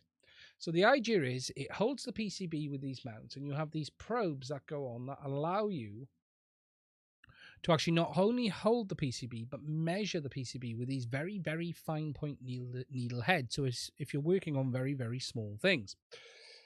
So she bought me it here. Now, let me go to the overhead. Here you go. You guys can see it now. Now, let me just come in. Now, well, the idea of this kit is it has magnetic PCB holders. So the way these work is you've got 4 of these. They go onto this steel plate with this coating, right?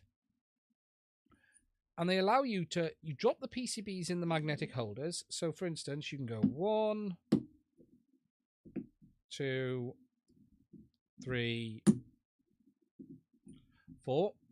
And that allows you to mount the PCB. And when it's in, it's absolutely solid. Honest to God. They are so good. Even with 2, it's solid. But you can then mount the boards with there. And it's absolutely solid. And then you have these test probe heads like this here. Now, this is an oscilloscope head, this one.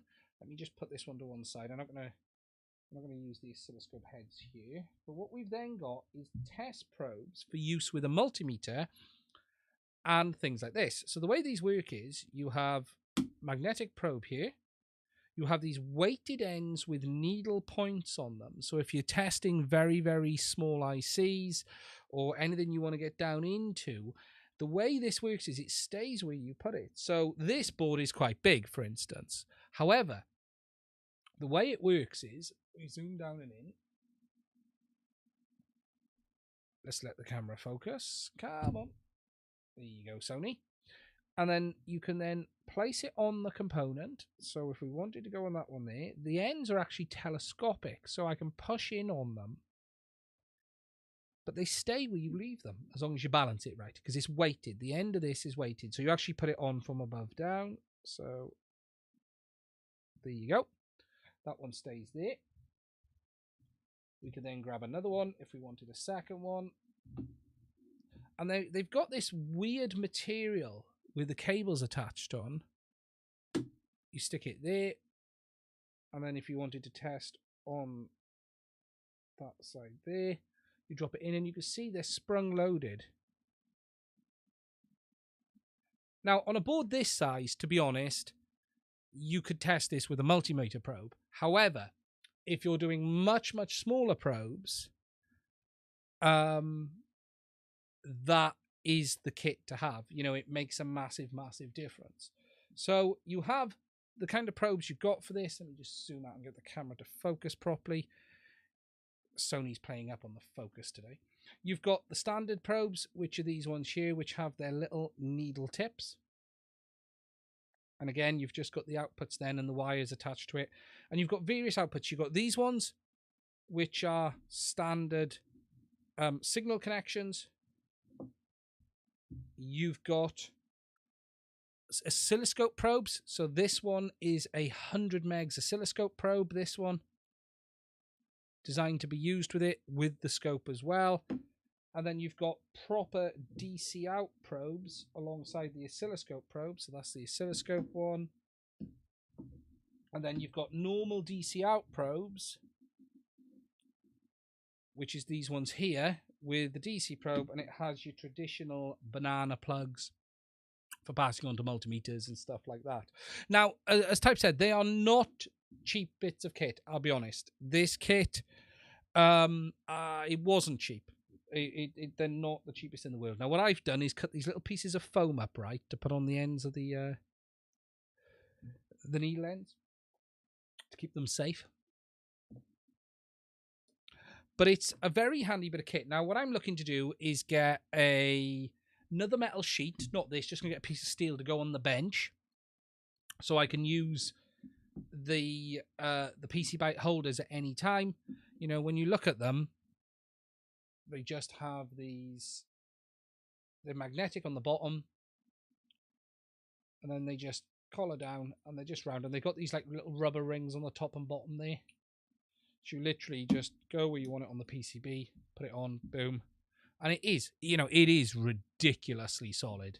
Once you've got something on there, it is fantastic. So, and it'll hold big boards as well. You know, I put, the board I put on it earlier was, anyone remember this?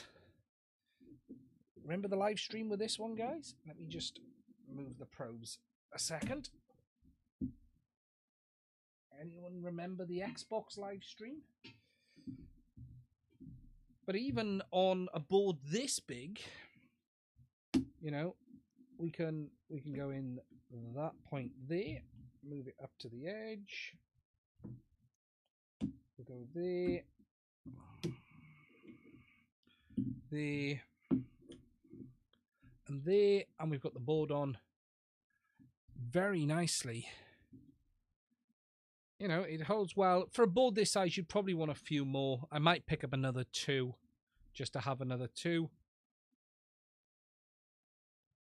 But then, if you then wanted to be measuring, and this is the exact kind of board, remember what was there.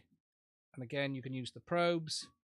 And again, if you were wanting to get in onto one of these very small components, you can get in. And it's very clever the way that the tips are weighted, that they stay where you put them as long as you put them vertically. So as long as they come over the top and down, they stay there vertically.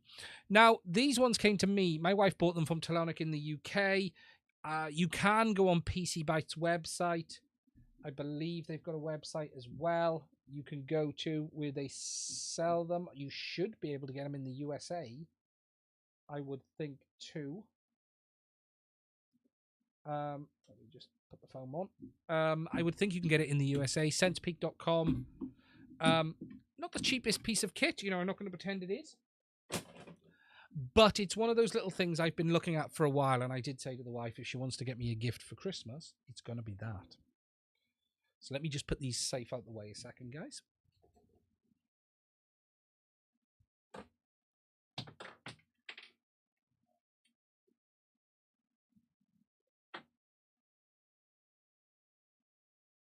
I got one last question for you guys now. Well, I put this over here. Who watched Trappy's live stream the other day?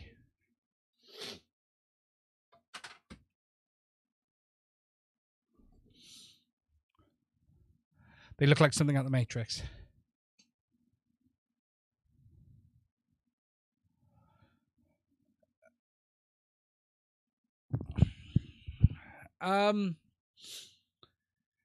It was interesting, to say the least, and I've watched it back. Yeah, TBS.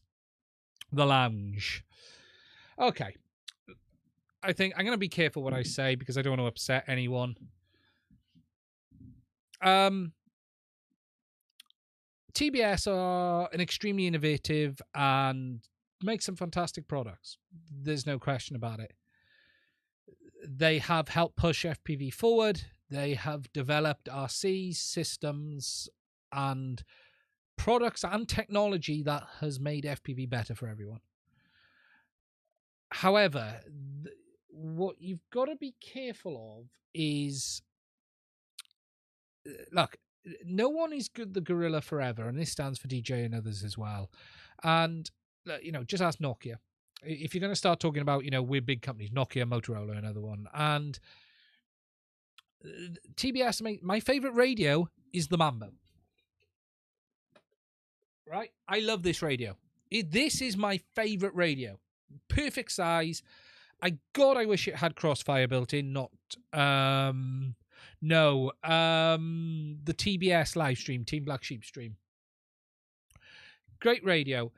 The only problem is it almost feels like they're fighting with their own community right now, and it was hard for it not to come across that they were almost alienating their own users in that stream. You know, people said we want a dual band radio, and it was why that's a stupid idea, basically, or you can't fly both at the same time. No, but I would much prefer buying this radio with tracer and crossfire built in, because I'm having to put a bloody module in the back of it to use crossfire. Why would you not give me the option of both for your technology when you make it? Okay, so number two won that. Number two, there was a lot of talk about stealing, everyone stealing their ideas. And look, there's no question TBS has almost set the standard with gamer style remotes, with the Tango 2 and the Tango. But FPV is a world where someone in China will do it cheaper than you in a week. I'm not saying better. They will do it cheaper than you in a week once you release something. So you have to accept that. There's no point bitching about this now, because it's been the case forever. Just look at the Taranis. As Trappy says, it's a rip-off. It is. Everything in FPV is a rip-off of everything else. But there's no point getting angry or upset about it or combative with the community about it. You know, I think they make some fantastic products. You know, I love this radio. I love Crossfire. I don't so much love Tracer. I could leave Tracer behind, if I'm honest. But at the end of the day, if users are shouting for something, it's better to say nothing and just not do it than start getting combative with the community who's put you to where they are. And I just felt it was a hot mess. I'll be honest. The stream was a hot mess. You know, he was clearly unhappy with the feedback on the Tracer LoRa speed. You know, they'd said what it was going to be. It is what it is. I've got no issues with the 250 hertz on this. I don't need 500 hertz. I don't need it. I'll be honest. I just don't. If there are people who want it, then that's great. But I did feel he's walking into uncharted territory when you start behaving like that with your own community. And yeah, you know, TBS are an amazing company, and I don't think TBS have anything to worry about with Express LRS. It's everyone else who needs to worry. It's Ghost. It's the others. That's where they've got to worry, not TBS. TBS have built up a good community, and they're going to continue to develop. And I do know what he means about they have their product pipelines. But he said some strange stuff. He said, you know, we knew when other manufacturers were going to release their products before they did, and stuff like that. And it's like, sorry, but that's bullshit. You know, you can't say you know when a manufacturer is going to release something before they do. That's just nonsense. Saying things like that is silly, isn't it? And I don't know, it felt a hot mess. You know, TBS makes some fantastic products. They continue to do so. It's listed on the Facebook page.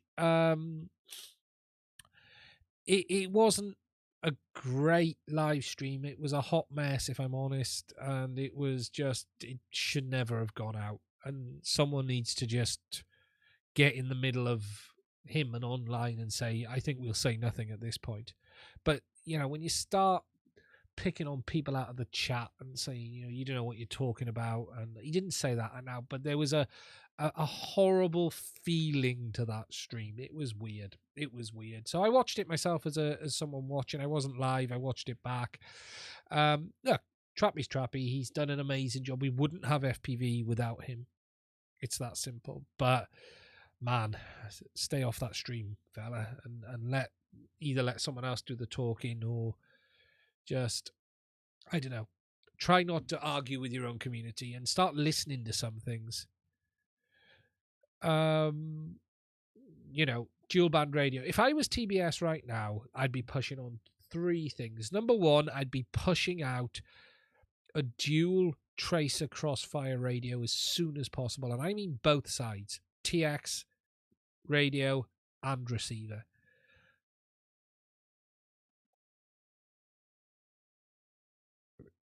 Just in the bottom. Was described as male PMT. It wasn't pretty. It wasn't pretty. A double band radio which can automatically switch between tracer and crossfire in use. It's doable. That's what I would be doing if I was them right now. That's what I'd be pushing. I would be... HDZero is complicated. I do know people say about why aren't TBS getting involved in HDZero. I still have a feeling they might be trying to work on something themselves. But I don't know. But it wasn't a great stream. You just got to be careful. Hello guys, just dropping in. Apone, how are you? Happy New Year. Yeah, I think it would be definitely something I would look at. Merging the future as one link. Technically, yeah. Dual band, merging it into one. Almost like Ghost, but with dual band. Just do it. Yeah. Have I made any inch of my hardware list yet? I haven't. Because of Christmas and everything, I haven't. I'm going to be ordering the motors probably next week. I'm probably going to wait for January's money to come in. I'm going to pay my tax bill this month. The problem is with this segregated product lines is it means you got to keep bloody changing. And this is the problem. If I was TBS, all their radios should come with both systems. Radios, both systems. Just both systems, whatever happens. And then, if you can't do dual RX, then that gives the user the option to choose whichever. But their radios should be dual out the door. Just do it. There's no reason to force us either way.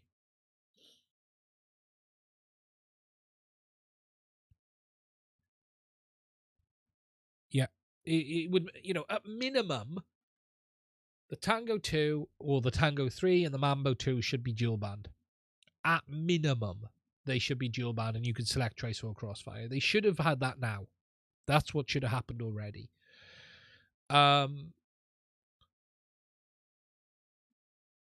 Then I would be pushing to merge crossfire and tracer into one, not necessarily one protocol, but one system where it can self-switch. And almost have it where you can have then a long-range alternative where it will switch between the two. Hell, I would even say, right, I would be happy to have a system where I'd have to press a button for it to swap on a receiver. If I had a receiver which did crossfire and tracer and I had to select a boot up, I'd even be happy with that. Ender 3. Oh, good luck with that one, my friend. I have to buy both. Could be Jody. Or Geordie, sorry, not Jody. It could be. Evil radios are really chill mode. Yeah, it just makes no sense, Or even this, right? If they want to give the ultimate options, right? You make the radios with 2 internal bays and you sell it with one or the other radio choice. Here's what you do, right? You make the radios with both. This radio should have 2 internal bays and you choose which option you want. 1, 2, which one you want. But you have the option of installing 2. Then the Tango 2 should have dual band, dual radio. Just do it to the board, job done. Safe to power Vista on 30 AWG power to ground. Yeah, should be fine. It won't burn it out. There's only 1 ampere current there.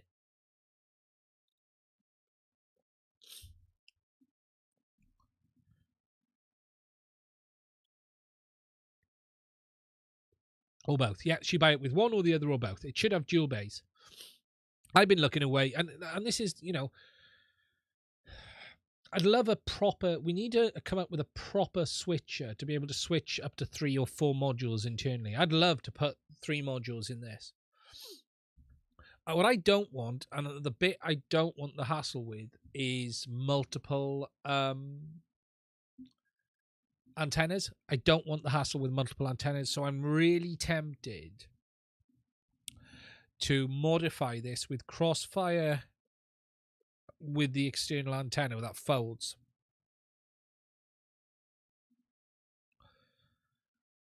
I'll leave tracer internal then.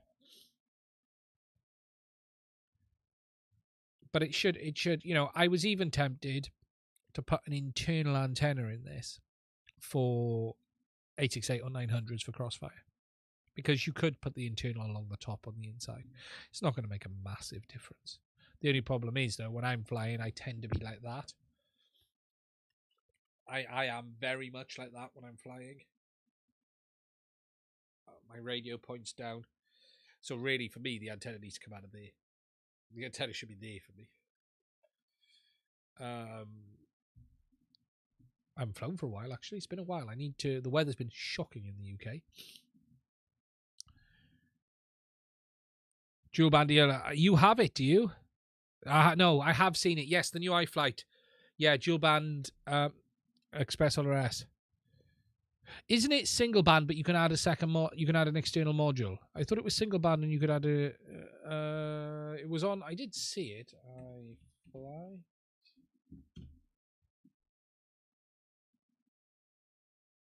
And it'd be awesome for Wednesday in Wales. Brilliant. I'm still locked up. I didn't think it was dual band. I thought you could have to choose which one it was. Let's have a look. I've lost track a bit.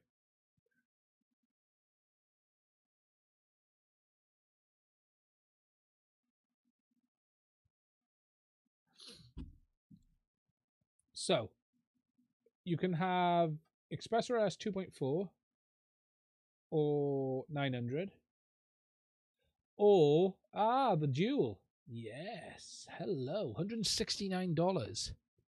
Nice.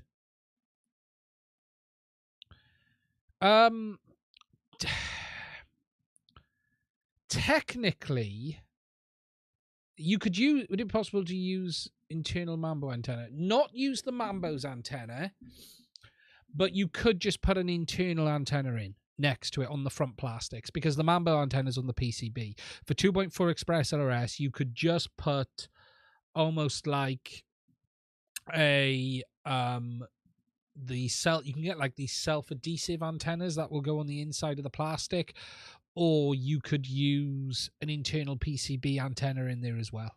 There's no reason you couldn't. You couldn't, but you could easily put another antenna in there. You could easily do that. Hell, you could put the T inside the plastic. The trick would be a... Troppy needs to catch up. Yeah, see? Dual band. It's available. It's there. We can buy it. It's got a dual band antenna as well, which is the cool part. I'd like to see that. To be honest, can you buy that? I'd love to buy that antenna, because that's a dual band antenna on that one. They really need to sell the antenna for this. They really need to sell the antenna separately. I'd love to be able to mount that on the top of the radio.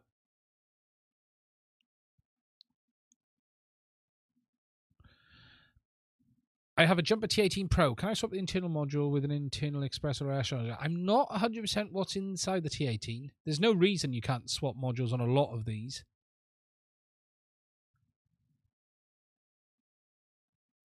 Internal CRFS is coming in Edge TX 2.6, so expect more controllers with real internal Express LRS. Very nice.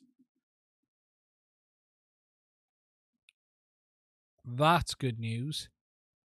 Internal in crossfire, that's very good news. That's basically what Freedom TX has already, doesn't it? Freedom TX has internal CRFS. Well, it must have for the radio, unless using some other communication protocol in the design of the Mambo. I'm guessing it's internal CRFS. Is it internal CRFS? I can't remember. But it does make sense. It's coming to HTX if that's the case. That's probably that must be a... Is that a port back from Freedom TX then?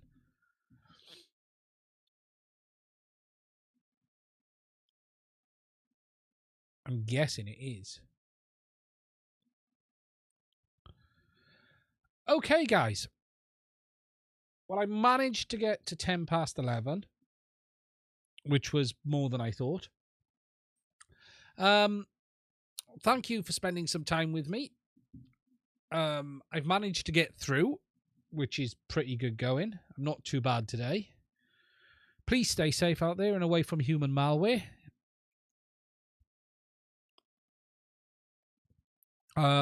Please look after yourselves. Please try to be careful because it is spreading everywhere. I'm not sleeping in the man cave. I am sleeping in the house. However, I have had to keep... I'll be honest, I've had a shit 3 days. It's been... I'll say this. It's been mentally rough as well as physically rough. That's all I'll say. It's not been easy. It's not been easy. It's not a nice thing to have to segregate yourself all of the time from your family and friends, especially at this time of year. We've had a bit of time off, and it would have been nice to have spent some time with the family. I actually had some plans to do downtime this Christmas, and unfortunately it's not been the case. Okay, there's some upsides. We've managed to get the ruler finished to share with you guys for those who hadn't seen, and I'm gonna do the shilling for this one more time. For those who haven't seen, I did manage to finish the FPV ruler, which I will be selling as merch on the channel very soon. And something else I hadn't said was, let me put it up here. Here it is.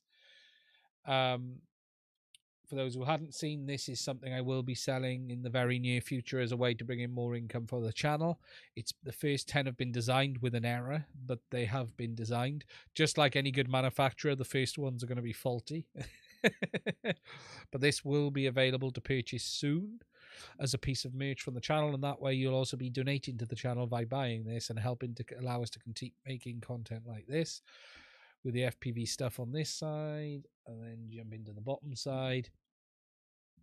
You got some things here, and you'll notice there's only one manufacturer's logo on this, and that's that one there, and that was permission was sought for that, and it was given as well. So big thank you to Carl, because I thought it would look better with the HDZero logo. Unfortunately for all the other manufacturers, I didn't want to risk putting their logo on it just in case they tried to sue me. But I did reach out to Carl, and he very kindly said yes, that's fine, and I shared Carl with it. In fact, I'm going to send him one. Probably send him one of the first broken ones. The ones with the errors. But this will be available soon. Includes various things, component layout, even look at that, information on how to modify your system, as well as set the right camera angle on your camera, with some abuse there too. So yes, these will be available shortly. Again, I think they're going to be around £15, $20, $22 posted. You guys will be able to get them in the future. I've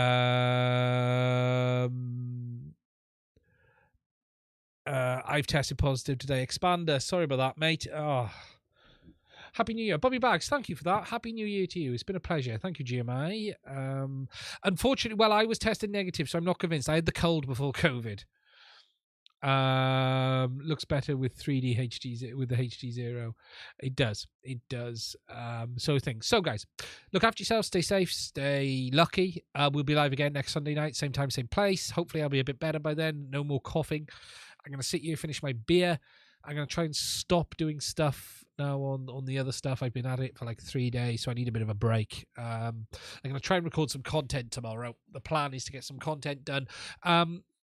This week will be the Express LRS video, the last one going live, as well as the Rover video showing the LiDAR will go live this week.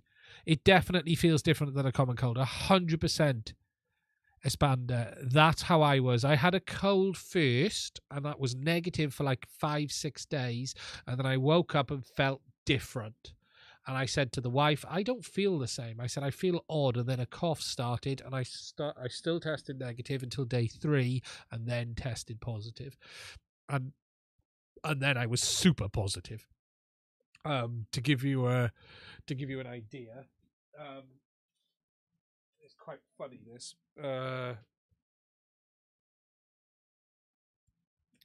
So if you look at that, that was day 1 test. It's quite a faint line on that one. I don't know if you can see it, but that's quite faint. Whereas the next day's test was like, you are dead positive. And then I went and got the other test done. But yeah, I had the early strains in October. I thought I was dying. Oh man, I can imagine back then you would have, mate. That yeah. This is much. I'm not bad, but it has gone to my chest. Ruler update video. Yeah, I got to do a proper video on it. Dead positive. Lol. Yeah, nice to watch. Not have to get up at 4 a.m. Cool, that's very good. So guys, look, stay safe, look after yourselves. We'll be back next week. Couple of videos going live. I got in the can. There is some irony. I had loads of videos in the can. No problem, Steve. I had loads of videos in the can, and then I've put them out over Christmas, and I'm running out of content now. The Mavic 3 has 2 videos coming. I need to go and do the review, but I can't do it until I can go out. And then there's a battery video coming this week. But anyway, stay safe, stay lucky, look after yourselves. If you'd like to support the channel, the links to our Patreon as well as buy me a coffee, please do consider checking them out. I need to go and check my emails. I will speak to you guys again soon. Now I've got to try and find the button. The button, where is it? Where is it? There it is. Stay safe. I'll speak to you guys later. Press 1. Press 2.